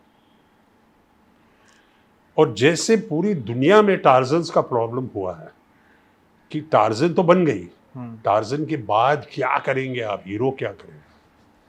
जॉनी वाइजमुलर होते थे जो फर्स्ट टार्जन थे, जो चैंपियन स्विमर हुआ करते थे, जॉनी वाइजमुलर, वो दुनिया के मेरे ख्याल से पहले टार्जन बने हॉलीवुड में। उनको भी टार्जन के किरदार के बाद सुपरस्टार बन गए टार्जन के बाद, लेकिन उनके बाद उनको काम मिलना बहुत मुश्किल हो। कौन से रोल में डालेंगे आप टार्जन को टार्जन के बाद। तो ये हेमंत के साथ भी अनफॉर्चुनेटली हुआ, लेकिन उन्होंने काफ़ी फिल्में की। हाँ, उसके बाद काफ़ी सारी मूवीज़ की थी, काफ़ी सारी चली भी थी। movies की। तो ये अभी देखिए लोग स्टारडम की बात बोलते हैं, स्टार बन गया लड़का, आज काम नहीं कर रहा है। यहाँ तक सुना था कि उनका घर तक बिक गया था, घर से वो बाहर सब मैं निकाल नहीं दिया बोलना था, चाहता हूँ, बहुत मुझे सारी नहीं चीज़ें। मालूम क्या हुआ क्या नहीं हुआ, लेकिन मुझे इतना मालूम है कि देखिए आप स्टारडम और एक्टर की बात कर रहे हैं, मैं उस मुद्दे से ये बोल रहा हूँ आपको कि मैं आपको समझा नहीं पाया कि क्या अंतर क्या है एग्जैक्टली, क्योंकि मुझे भी नहीं मालूम। लेकिन मैं आपको एग्जाम्पल दे रहा हूँ, आमिर का एग्जाम्पल दिया, जैसे एक बार कयामत से कयामत तक में कोई एक्टिंग नहीं थी उसमें, लेकिन उसी शॉट में स्टार बन गया। हेमंत बिरजे ने एक डायलॉग नहीं बोला, पूरी फिल्म में स्टार बन गया। हेमंत बिरजे स्टार बन गया टार्जन के बाद, इसमें कोई दो राय नहीं है। लेकिन आमिर खान के तो केस में ठीक है, वो एक्टर है, लेकिन इसका मतलब नहीं है अब आप स्टार बन गए तो आपकी लंबी जर्नी होगी, लंबा होगा, आप टिक पाएंगे फिल्म इंडस्ट्री में। वो खेल ही अलग है। अभी सर सैयारा मूवी की बहुत सारी बातें चल रही थी, तो कौन सी? सैयारा मूवी। सैयारा, हाँ। तो एक 1983 की सदमा मूवी के बारे में लोगों ने रिकमेंड किया कि उसको देखा जाए, कमल हासन और श्रीदेवी। जब मैंने इस मूवी को देखा तो लगा कि हमारे पास पहले की बहुत सारी ऐसी स्टोरी जिनसे हम अभी तक तारुफ नहीं हुए, जो आज की जो जनरेशन है। तो अगर आपके माइंड में कोई ऐसी स्टोरी जो आपने जिन मूवीज़ में काम किया हो, जिनको हम देख सकते हैं और एक नई स्टोरी हो। बहुत ही कठिन सवाल है। कोई स्टोरी नहीं है यार, मैं क्या बताऊं तुम्हें, जितनी भी दुनिया में जो इतनी कहानियां हैं सब कहीं ना कहीं से बेस्ड हैं, इसने उसने ली, थोड़ा सा यहाँ से लिया। ये सब लोग बोलते हैं कि भैया हिंदुस्तान में बॉलीवुड में सब चोरी करते हैं, चोरी की बात नहीं है।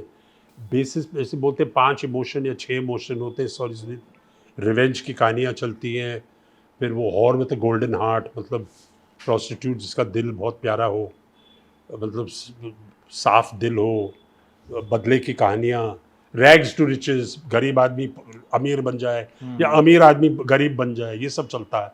तो उसके परम्यूटेशन कॉम्बिनेशन होते हैं। और लव, मोहब्बत, सबसे बड़ी मतलब सुपरहिट तो मोहब्बत होती है। और ये मोहब्बत जो मतलब दोनों मर जाते हैं या हो नहीं सकता है, या उसमें उस किस्म की फिल्में चलती है। तो ये फॉर्मूला होती है जो मतलब अगर आप देखें तो इन पे बेस्ड होती है। तो ऐसी कोई कहानी, मैंने तो कोई ऐसी कहानी नहीं देखी पिछले 25 साल में जो मैं कह सकता हूँ कि यार ये, हाँ बायोपिक्स की कहानियाँ अलग है। बायोपिक्स में जहाँ किसी की पर्सनल जो उनके, जैसे हमने गांधी मूवी में काम किया था, गांधी में भाग मिल्खा भाग, भाग तो ये जो कहानियां हैं ये बायोपिक्स है, ये बायोपिक्स और पर्सनालिटीज भी ये थोड़ी अलग है। मगर अगर ये कहानियां भी देखी जाए तो भाग मिल्खा सिंह की कहानी क्या थी? एक आदमी जिसके पास कुछ नहीं था, जिसके पार्टीशन में, बंटवारा में उनके परिवार को खून कर दिया, सब ये सब देखा, वहां से जाके ये अब मिल्खा सिंह बने। तो एक किस्म का इसको भी बोलते हैं ना रैग्स टू रिचेस, मतलब पैसे के बारे में रैग्स टू रिचेस नहीं, लेकिन एक अंडरडॉग, वो कहानी होती, वो सब्जेक्ट है। जहाँ भी देखिए आप अंडरडॉग है और वो कुछ कामयाब हो जाता है लाइफ में, उसमें जैसे बच्चन साहब की फिल्में थी, वो हमेशा अंडरडॉग थे। बचपन में ये सब हुआ तो वहाँ से उठ के फिर वो बने, तो वो बदले की भी कहानी थी और अंडरडॉग की भी कहानी थी। तो वो हमेशा रेजोनेट होती है ऑडियंस के साथ। तो आपको एक एक्टर चाहिए जो सब कर सकता है, जिसके साथ ये बिलीवेबल होती है स्टोरीज।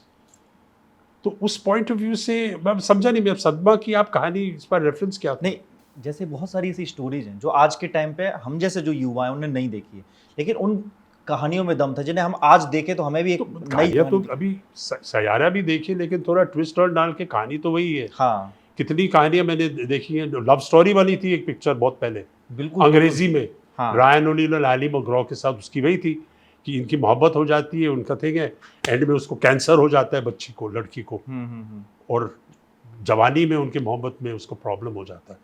तो इसमें उसकी याददाश्त चली जाती है या उसको अल्जाइमर्स होता है। बिल्कुल बिल्कुल बिल्कुल। तो ये ट्विस्ट, लेकिन ये लव स्टोरी में बहुत ज़रूरी है, क्योंकि आप दिखाएंगे इनका लव हो गया, ये हो गया, सब ठीक है, कोई ऑपोजिशन नहीं है, ये नहीं है, शादी हो गई, बच्चे हो गए, आपकी फिल्म फ्लॉप है। तो आप रेजिस्टेंस तो दिखाएंगे हर फिल्म में। शाहरुख खान की जो फिल्में थी उसमें सिमरन के साथ जो उनका रिलेशनशिप था, वो ऑपोजिशन होता है।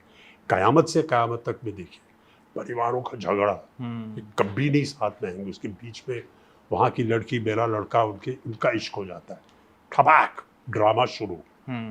तो मोहब्बत में ऑपोजिशन हमें होना तो बहुत ज़रूरी है ना, और ट्रेजेडी आना। अगर लव स्टोरी का मतलब, और मतलब उसमें आपको मज़ा ही नहीं आएगा जब तक ट्रेजेडी ना हो। अच्छा सर, जब पुराने दौर में 80-90 के दौर में मैगजीन्स या अखबार वाले कभी कुछ लिख देते तो आप लोग कैसे रिएक्ट करते थे? जैसे आज तो कोई भी अगर कुछ लिखा जाता तो डिपेंड्स इंस्टाग्राम होता है पे क्या लिखते हैं। अगर कोई अच्छा लिखा तो ठीक है, हाँ। अगर बुरा लिखा होता तो बहुत प्रॉब्लम होता था। और उस ज़माने में आप कुछ बोल भी नहीं सकते थे, क्योंकि सोशल मीडिया के ज़रिए आप जवाब भी नहीं दे सकते। जो एक और फ़ायदा है आज, कि आप सोशल मीडिया के ज़रिए आप अपना नाम साफ कर सकते, या आप अपना पॉइंट ऑफ व्यू आप दे सकते हैं।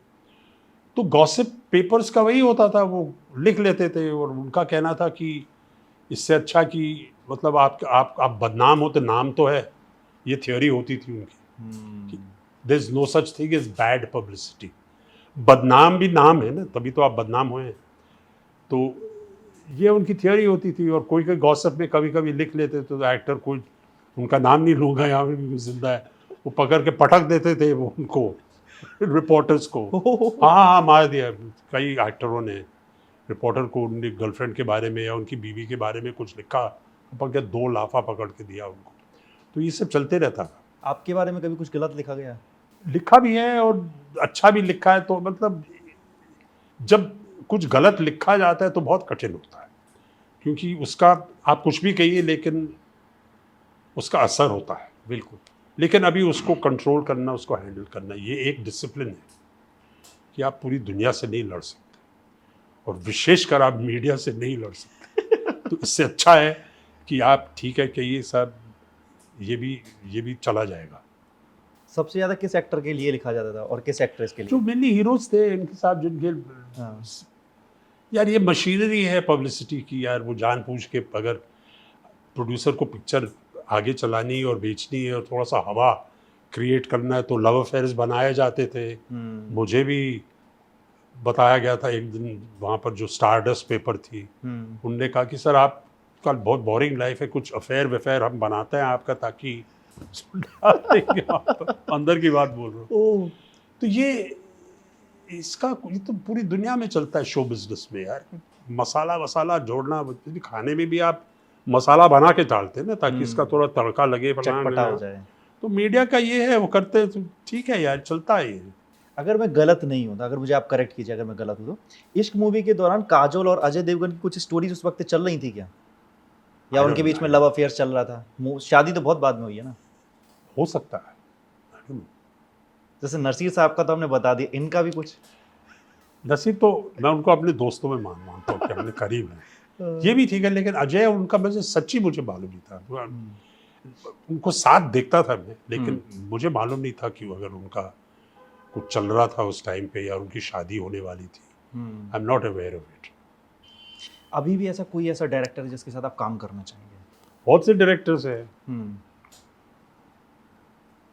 हंसल मेहता, उसका कुछ अभी मुझे कुछ कास्टिंग में बुलाया, अच्छा। फिर पता नहीं अभी उनका नहीं हो रहा है, कर रहे हैं। तो कुछ काफ़ी डायरेक्टर्स हैं जिनके साथ मैं काम करना, हंसल मेहता के साथ मैं काम करना चाहता हूँ, संजय लीला भंसाली के साथ मैं काम मैं करना कहने जा चाहता रहा हूँ। था। वहाँ पता नहीं क्या हो गया, मुझे कभी बुलाते ही नहीं है। मैं उनकी फिल्में देखता हूँ, कमाल की फिल्में, गजब की फिल्में बनाते हैं। मैं हमेशा सोचता हूँ कि यार इसमें मैं काम मेरा मेरा है, इसमें कहीं ना कहीं मैं इसका फिट हूँ। संजय लीला भंसाली साहब, उनकी फिल्में बहुत पसंद है मुझे। और आशुतोष गवारीकर है। ओके। अभी सोच रहा हूँ मैं कौन से डायरेक्टर्स है कि अभी नई नई थिंग में अपना जिन्होंने एटली साहब हैं, और एटली जो साउथ के हैं जिन्होंने, हाँ बिल्कुल, एटली। कई नए डायरेक्टर हैं यहाँ जो मतलब बहुत अच्छा काम कर रहे हैं, अभी आपके अपकमिंग कमाल का काम प्रोजेक्ट्स कर क्या रहे आने हैं। वाले हैं? हाँ, अभी आपके अपकमिंग प्रोजेक्ट्स क्या आने वाले हैं? मेरे सारे जो भी काम मैंने 2023 और 24 में किए, एक इस 1.5 महीने में रिलीज हो गई। ओह। 20 जून को ये आई अपना कुबेरा, फिर उसके बाद अपना स्पेशल ऑप्स आई, और उसके साथ साथ हरिहरा वीरामल्लू रिलीज हुई थी स्क्रीन पे। तो ये 3-4 प्रोजेक्ट्स आ गए, और अभी मेरी एक और तेलुगु वेब सीरीज आ रही है, अच्छा। अरेबिया कडाली, जो 8 अगस्त को रिलीज हो रही है। बहुत बढ़िया कहानी है। इसके बारे में कुछ बताना चाहें, आपका क्या किस हाँ, तरीके वो का एक किरदार वो है? हुआ था ना, वो जो फिशरमैन थे, मछुआर थे, जो पकड़े गए थे और पाकिस्तान में उन्हें गिरफ्तार करके बंद कर दिया था। और वो उनको मतलब प्रिजन में डाल के उनको टॉर्चर किया, उनको उनको कहा कि तुम सब स्पाइज हो, तुम सब रॉ के एजेंट्स हो, और उनको बंद कर दिया था पाकिस्तान। तो उनको छुड़वाने की ये कहानी है, कैसे पॉलिटिकली और ब्यूरोक्रेसी में कैसे फंस गए और कैसे इनको आज़ाद किया गया। तो बहुत ही पावरफुल कहानी है। इसका नाम है अरेबिया कडाली। आपने बुनियाद सीरियल में आलिया भट्ट की माँ जो राजदान है, हाँ, उनके सोनी। साथ भी काम किया है। तो आलिया और उनकी माँ के बीच में आप कितना डिफरेंस देखते हैं, सिमिलरिटीज क्या हैं? आलिया को तो मैं जानता ही नहीं हूँ, सोनी को तो मैं बहुत अच्छी तरह जानता हूँ। हाँ, उसके सोनी साथ तो राजदान। काम किया, और उस समय जो उनकी बड़ी बेटी है, तो वो उनको कैरी कर रही थी, वो प्रेग्नेंट थी, उनके साथ बड़ी बेटी। और सोनी और हमारा बहुत, अब टेलीविजन की बात कर रहे हैं, बहुत दिलचस्प किस्सा हुआ। अभी टेलीविजन का इम्पैक्ट इतना था, जो मैं कह रहा था आपको, तो मुझे याद आया आपने सोनी की बात की, तो लोग जो टेलीविजन पे देखते वो सोचते कि ये सब सच है। बड़े पर्दे पे आप देखते ये कहते ये अरे यार कुछ ये पता नहीं किसी और दुनिया का है। लेकिन टेलीविजन पे लोग कहते हैं कि ये हकीकत है, ये बिल्कुल सच है। उसका मिसाल देता हूँ मैं। बुनियाद जब चल रही थी, जब कर रहे थे, तो दिल्ली में हमें सब बुलाया गया था फेलिसिटेट करने के लिए। सारे बुनियाद के आर्टिस्ट गए, और हम एक महफिल में थे, और एक सीनियर और काफ़ी सीनियर पंजाबी औरत ने, और सोनी भी थी वहाँ पर, और मैं भी था। सोनी एक वहाँ पर कहीं दूर बात कर रही थी किसी से, मैं कहीं बैठा हुआ था, मैं बात कर रहा। तो ये जो सीनियर औरत थी, उसने मुझे बुलाया ना, पुत्र था। तो मैं बैठा उसके साथ, तो उन्होंने कहा, पंजाबी में बोला उसने, इसका यही प्रॉब्लम है तुम लोगों का आज की। देख तेरी वोटी जो है वो कहीं और बात कर रही है, और तू यहाँ बैठा है। तुम दोनों को साथ होना चाहिए, इसलिए तुम झगड़ते रहते हो रोज। वो टीवी की जो जोड़ी। टीवी पे हम कर रहे थे, हमारा जो रिश्ता था बुनियाद में, सोनी और मेरा, हाँ। लोचन और थे, हमारा हमेशा वो झगड़ा होते रहता था, क्योंकि मैं रिश्वत नहीं लेता था। मिठाई, दिवाली की, मेरे कैरेक्टर को दिवाली की मिठाई भी देने आते थे, मैं कहता नहीं ये घूस है, मैं नहीं लूंगा। तो उसे कहती थी क्या प्रॉब्लम है तुम्हारा, तो वो चलता रहता था। तो ये औरत ने मुझे बुलाया और बोला, ये देख ये प्रॉब्लम है, तेरी वोटी जो है ना वो वहाँ बात कर रही हो, तू यहाँ खड़ा हुआ है, और तुम्हें यू शुड बी टुगेदर, तुम्हें साथ होना चाहिए। ये प्रॉब्लम, तो मैंने उसका इल्यूजन, जो इसका जो ख्याल था, वो तोड़ा नहीं मैंने कहा मैडम बिल्कुल मैंने कहा मम्मी आपने बिल्कुल सही बोला। तो मैंने कहा अभी मैं उसको लेकर आता हूँ। तो मैं सोनी के पास गया, मैंने कहा सोनी, ये जो लेडी है इसने मुझे ऐसा ऐसा बोला है, वो असल में सोचती है कि तू और मैं हस्बैंड एंड वाइफ है, तो प्लीज़ तू आ मेरे साथ और उससे माफ़ी मांग कि तू ऐसे करी, तो आइंदा तो नहीं करी। तो सोनी इज वेरी स्पॉटिंग। देखा हाँ डेफिनेटली भाई ने कहा और वो भी थोड़ा सा एक्ट्रेस है, तो तू दुपट्टा वुपट्टा लाया था, मम्मी सॉरी मैं अभी इसके साथ ही रहूंगी और मैं ऐसा नहीं करूंगी। ये इम्पैक्ट था टेलीविजन का।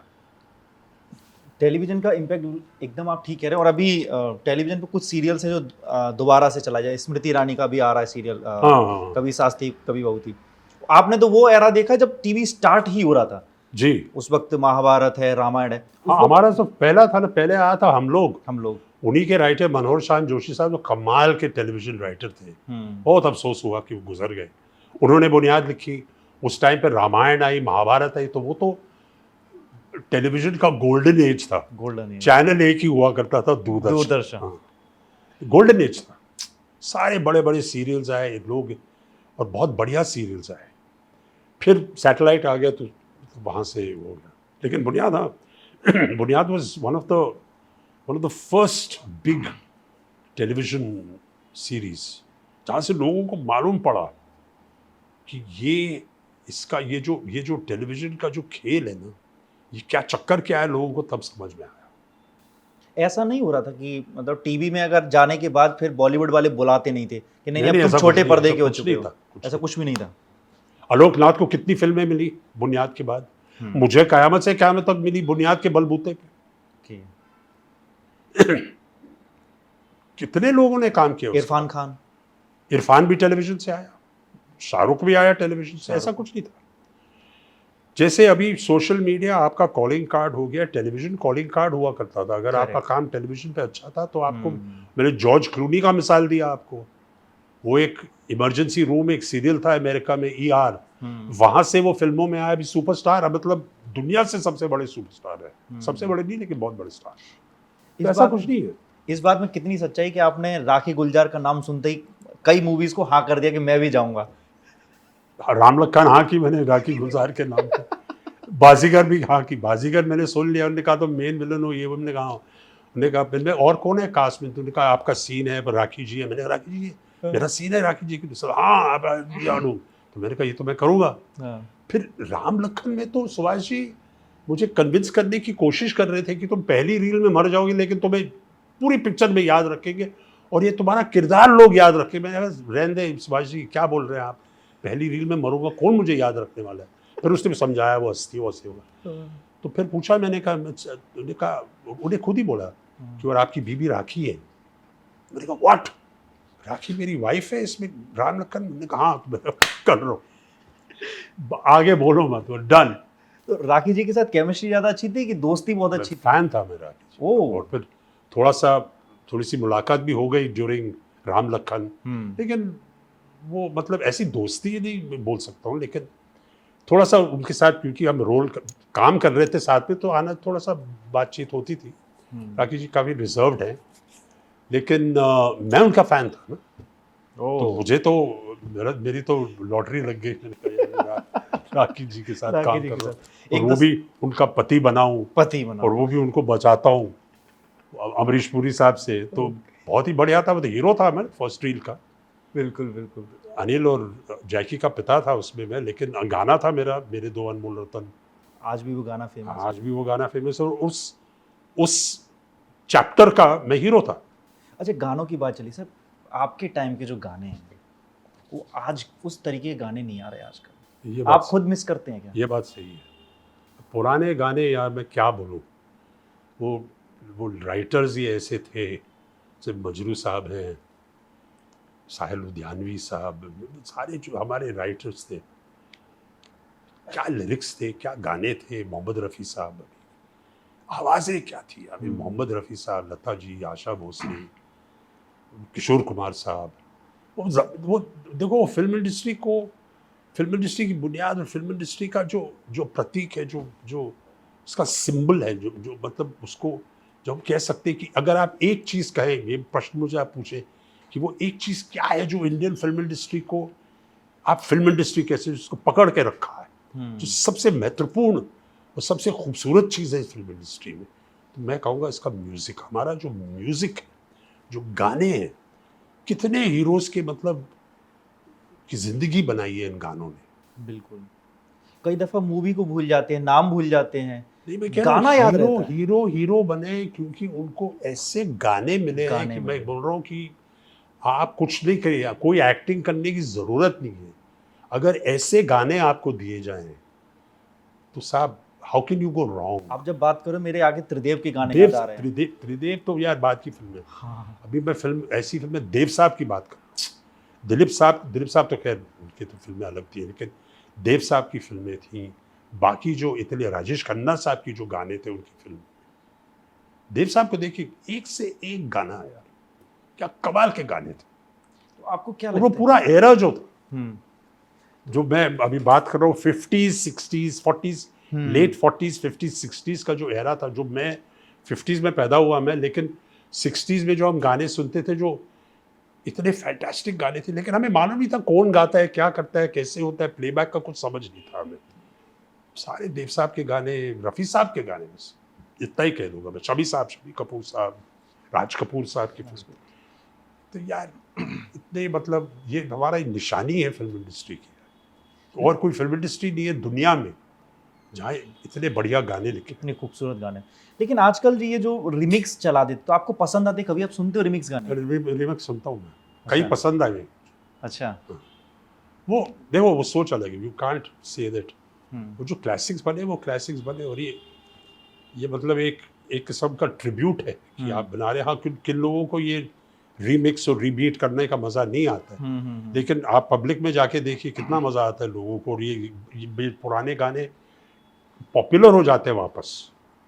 ये मत भूलिएगा आप, ये कि रीमिक्स तो ठीक है, उस समय आपको लगता है कि यार जो प्योरिस्ट लोग हैं और हैं और सही भी हैं अपनी जगह, यार ये गाने को आप बर्बाद मत कीजिए, मतलब ऐसा डिस्टॉर्ट मत कीजिए गाने को। लेकिन नई पीढ़ी को, और पीढ़ियों जो है वो सुनती है ये गाने, और फिर वो जाके वो गाने ओरिजिनल गाना सुनते। जैसे सारे गामा और ये सारे जो कंपनीज हैं वो सब पुराने गाने बेचते हैं, सारे इतने पॉपुलर हैं। अच्छा, बात को थोड़ा आगे बढ़ा के लेकर जाऊंगा। समय रैना के भी आप शो में गए थे, लेकिन वो शो टेलीकास्ट नहीं हुआ। तो आप जब अपना पूरा होमवर्क करके आए हैं। इतना समय है आपके पास ये इंटरव्यू का? बिल्कुल सर, आपके साथ बातचीत करने के लिए आपने इतना वक्त दिया, तो ये मेरे लिए एक बहुत बड़ी बात है। समय रैना का जब शो के बारे में जब इतनी सारी बातचीत हो रही थी, मीडिया में हो रही थी, जनता में हो रही थी, तो आपके दिमाग में क्या ख्यालात आ रहे थे कि इस तरीके के शोज को चलना चाहिए, बंद होना चाहिए, सुधार करके चलाए जाएं? मैं कभी नहीं सोचता हूँ कि कोई भी शो को बैन करना चाहिए। अगर किसी भी एक चीज़ को बैन करना है तो बैन को बैन कीजिए। ये हमारे लोकतंत्र में ये गलत है कि इसको बैन करो, तुम मत बोलो। देखो, अगर आपको समय रैना शो से दिक्कत है तो आपके हाथ में रिमोट है, आपके हाथ में बटन है, वो दबाइए और कुछ और देखिए। आप कोई ज़बरदस्ती, कोई पाबंदी है ऊपर आपके ऊपर?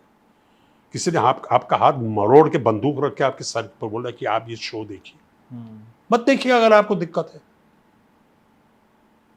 तो। क्या व्हाट मुझे ये प्रॉब्लम समझ में नहीं आता। ये सिर्फ उनका है जो उस मतलब पेडेस्टल पे बैठते हैं कि हम पूरे मतलब भारत के पुलिस हैं जो बताएंगे ये मत बोलो, फलाना मत करो, ये मत करो। सबसे भ्रष्ट यही लोग हैं। आप किसी को ये रोकने का मतलब ये, अगर आपने कुछ गलत बोला है, और मैं ये भी मानता हूँ कि आपकी शोज में जिम्मेदारी होनी चाहिए कि आप लोगों के सेंटिमेंट जो है उन पे आप मत खेलिए और धर्म पे मजाक मत कीजिए, और ऐसी चीज़ें हैं, कुछ चीज़ें हैं। लेकिन ऐसी कुछ चीज़ें भी हैं जो आपको पूरी इजाज़त है, पूरी अनुमति है, आप उसके बारे में बात कर सकते हो, मजाक बना सकते हैं। लेकिन किसी को बंद करना और बोलना तुम ये नहीं बोलोगे तुम्हें बैन करवा देंगे, and that is my subjective point. मैं नहीं सोचता हूँ कि ये क्रिएटिविटी के लिए, कल्चर के लिए, और इस देश में जहाँ हर हमारा जो बैकग्राउंड है, जो 5,000 साल से हमारा जो सनातन देश चलता आया है, वो बहस पे और लोगों के आर्ग्यूमेंट सुन के, जो खराब भी है अच्छे भी, ये सुन के ये देश बना है।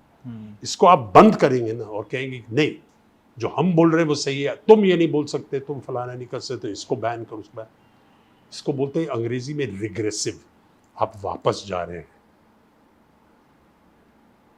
मेरे हिसाब से I don't think it is ये ऐसी ये नहीं होना चाहिए, बैन नहीं होना चाहिए। मैं बोलता हूँ कि ये देश मैच्योर्ड देश है। 75 साल में जितना भारत में तरक्की की है, जो लोग आए हैं, जो भारत के जो आम लोग हैं, उनकी उनकी होशियारी, उनकी जो समझ है, उनका आप उसकी इज्जत रखो। जब आपका वोट का टाइम आता है, आप जाते उन्हीं लोग के पास जाते हो और झूठ बोलते हो कि हमें ये कर दो फलाना कर, ताकि आप बन जाए। अगर कोई कॉमेडियन या कोई ऐसी कोई बात करता है तो कहते नहीं नहीं इसकी बात मत सुनो। क्यों? क्या आप समझते हैं कि ये पूरा देश बदल जाएगा क्योंकि ये कॉमेडियन ने कुछ बोला है क्या? तब आप पब्लिक और आवाम पे भरोसा नहीं रखते। तो ये तो हिपोक्रेसी हो गया मेरे हिसाब से। लेकिन सर यहाँ पर एक सवाल है कि कॉमेडी के नाम पर फुअड़ था, ये एक सवाल है। वो ठीक है, मैं बोल रहा हूँ, अगर कुछ आप देश के डायरेक्टली देश के खिलाफ बोल रहे हो, किसी धर्म के खिलाफ बोल रहे हो, वो अलग बात है। वो नहीं बोलना चाहिए क्योंकि हमारे यहाँ डाइवर्सिटी इतनी है कि सबको सबके बारे में वो इज्जत रखनी चाहिए, वो मैं मानता हूँ। लेकिन ये बहुत सी जो चीज़ें होती है वो उससे कुछ ताल्लुक ही नहीं है। नहीं, इसमें एक चीज़ मैं जोड़ना चाहूँगा, जैसे आपने कहा ना कि अगर आपको नहीं देखना तो आप बंद कर दो, लेकिन जब एक फ़ोन कोई एक बच्चा उठा लेता है, उसके सामने वो रील चल के बच्चे को फोन मत दो ना, क्यों देते हो आप फोन बच्चे को? किसने बोला कि आप 5 साल के बच्चे के हाथ में फोन थमा दो? मत दो फोन। वो आप उनके माता पिता है ना, क्यों दे रहे हैं आप मोबाइल फोन 5 साल के बच्चे को? ये क्या, ये मतलब ये क्या बहाना होता है कि मेरे 5 साल के बच्चे ने फोन उठा लिया? क्यों दिया आपने फोन 5 साल के बच्चे को? 5 साल के बच्चों को और कुछ चीजें सिखाइए आप। लेकिन सर अब एक एजुकेशनल नीड हो गई है ना वो। एजुकेशनल नीड में आप तो ब्लॉक भी कर सकते हैं ना आप फोन पे। टेक्नोलॉजी है आज, आप ऐसे चैनल्स को आप ब्लॉक भी कर सकते हो। और 5 साल के बच्चे को आप क्यों दिखा रहे हो समय रैना का शो या एडल्ट फिल्म या ऐसा क्यों दिखा रहे हो आप? बाकी सब तो बच्चे आपके देखते हैं, आप उनको बिठा देते हो कि भैया पिक्चर देखो, कुछ देखो, मैं अपना काम करने जा रहा हूँ, ये लो मोबाइल फोन, ये लो टीवी करो। फिर बोलते अरे मेरे बच्चे ने ये देख लिया। तो आपका बच्चा है, आप मत दीजिए उनको फोन। ये पेरेंट्स की जिम्मेदारी है। ये आप सरकार को नहीं बोल सकते हो कि अरे सरकार तुम क्या कर रहे हो, तुम लोग क्या कर रहे हो, हमें हमारे बच्चों को ये क्यों दिखा रहे हो? हमारे बच्चे देख क्यों रहे हैं? हर चीज सरकार का कसूर नहीं है। कुछ होता है कि सेल्फ डिसिप्लिन, कुछ पाबंदियां आपको भी लगानी होगी। बिल्कुल लगानी पड़ती, और ये हमारे लोगों में इंडिया में बहुत होता है। तुम मत दिखाओ, हमें मत दिखाओ। अरे हमें मत दिखाओ, तुम देखो मत यार, तुम्हें कौन जबरदस्ती कर रहा है? नहीं, सरकार को बोलो कि ये बैन कर दो, इसको बोलो कि ये हटा दो। ये कुछ मतलब ऐसा थोड़ी होता है। तो ये सरकार ने भी काफी सारे ऐप्स भी बंद कर दिए हैं, काफी सारे ऐप भी बंद। ठीक है, वो अलग बात है। ऐप्स बंद किए क्योंकि वो सिक्योरिटी के इश्यू और पॉइंट ऑफ व्यू से अलग बात है, मैं उसकी बात नहीं कर रहा हूँ। सिक्योरिटी के बारे में और वो चीज़ें वो आजकल बहुत हो रहा है, और वो उसका ध्यान देना सरकार का बिल्कुल अधिकार है और हक है। मैं उनकी बात नहीं कर रहा हूँ। मैं बोल रहा हूँ बहुत सी ऐसी चीज़ें उसके बहाने में आप बंद कर देते हो कि आपकी पर्सनल राइवलरी होती है। आपका शो चला नहीं तो उसका शो बैन कर दो, इसका शो नहीं चला तो उसको बैन कर दो। अब सबसे बड़ा प्रॉब्लम तो ये है ना, सब बोलते कि आप दिखा क्यों, टीवी पे क्यों दिखा रहे हो आप ये? जब टीवी पे 3000 चैनल है तो आप देख क्यों रहे हैं? जब आपके हाथ में एक बटन है, जब कहते हैं यार मुझे पसंद नहीं, मेरे परिवार के लिए ठीक नहीं है, खट करके आप चैनल उतार भी सकते हो। ये भी आप कर सकते हो टेक्नोलॉजी में। तभी भी आप बोलते हैं कि अरे मैं क्यों दिखा रहे हो, देख रहे हो और कह रहे नहीं यार, ऐसा ये क्या होता है? सर सबसे दिलदार एक्टर कौन लगता है आपको? सबसे नहीं, सभी हैं, ऐसी बात नहीं है, लेकिन डेफिनेटली सलमान, शाहरुख भी बहुत दिलदार है, आमिर भी, और इनमें से आई थिंक 3 खान्स। और सबसे ज्यादा गुस्सा किसको आता है किसी इंडस्ट्री में? कोई भी सबसे जल्दी सबसे लोगों को गुस्सा आता है। क्या बात है, गुस्सा तो सभी को आता है। सुपर विलेन किसे कहेंगे जिस जैसा? अमरीश पुरी। इसमें कोई सोचने की बात नहीं। अमरीश पुरी जी से बेटर मतलब विलन मैंने कभी पूरी दुनिया में नहीं देखा। एक बोरिस कार्लोफ होते थे, एक अमरीश जी है। सबसे बेस्ट कॉमेडी करने वाला एक्टर? Johnny liver. वाह। सबसे ज़्यादा डाइट कॉन्शियस, सदा डाइट पे ध्यान दे रहा है, हेल्थ पे ध्यान दे रहा है? कई लोग हैं अभी, जॉन अब्राहम हाँ, बहुत हेल्थ कॉन्शियस है, बहुत से एक्टर्स हैं जो सेल्फ कॉन्शियस, शाहिद कपूर, हम्म, अक्षय कुमार, कई आर्टिस्ट हैं, सैफ, हम्म। सब अपना क्या ध्यान देते हैं आजकल डाइट पे। पुराने जरूरी है। वालों में कोई है? पुराने वालों में कोई? पुराने वाले में डाइट का कोई सोचता भी नहीं था यार, सब मजे करते थे, ये भी करो वो भी करो, जो मर्जी आए खाओ, और चलते गए। अभी धर्म जी को देखिए, ग्रेस ऑफ गॉड बुद्ध, उन्होंने अभी 90 साल के हो रहे हैं, हम्म। बहुत ही फिट आदमी है, कभी जिम विम नहीं होता, एक्सरसाइज करते थे, लेकिन यार वो उनकी वो अलग मिट्टी के हैं। सबसे फैशनेबल हीरोइन कौन आपकी नज़र में? बहुत सी है अभी यार, सारे सब इतनी अच्छी फैशन के सारे, मतलब दिशा पतानी, हम्म, कृति, अपना दीपिका पादुकोण, करीना, प्रियंका चोपड़ा, पहले ज़माने की जीनत अमान जी, हेमा मालिनी जी, परवीन बाबी, सारा फैशन तो हमारे हीरोइन में से सभी फैशन आइकॉन्स हैं सब। Fashion icon. हाँ, देवियाँ हैं फैशन में। फैशन के लिए सबसे बुद्धिमान एक्टर किसको माना जाता है? यार ये बहुत बुद्धिमान है, संकट मोचक टाइप। बुद्धिमान एक्टर ये कहाँ मिलेगा हमें? ये मतलब ये स्पीशीज कहाँ है बुद्धिमान एक्टर? नहीं नहीं, सब बुद्धिमान है सब। मैं इस पे थोड़ी जज कर सकता हूँ कि ये बुद्धिमान है या बुद्धिमान नहीं है। ओके ये इस सवाल को मैं पास करता हूँ। ओके। आखिरी, आपको 5 चीज़ें सबसे अच्छी कौन सी लगती हैं जो आप कभी भी कर सकते हो? फ्री हो तो मैं चलो बैठ के ये कर लेता हूँ। रियाज अपना हाँ। यूट्यूब पे, टीवी देखता हूँ मैं। अभी मैं सोशल मीडिया पे भी काफ़ी देखता हूँ। मुझे एक्सरसाइज का बहुत शौक है, मैं अभी योगा करता हूँ, स्विमिंग करता हूँ, ऐसी चीज़ें होती है नॉर्मल। ये मैं पूछने वाला सर, आपकी हेल्थ इतनी अच्छी कैसे और आपकी स्किन इतनी ग्लो कैसे करे, इसके बारे में कुछ छोट। इसका तो मैं अपने माँ बाप को दाद शुक्रगुजार करता हूँ, कहता हूँ कि उनकी वजह से मेरे डीएनए में कुछ होगा, क्योंकि मैंने कुछ ऐसा स्पेसिफिक खास नहीं किया है।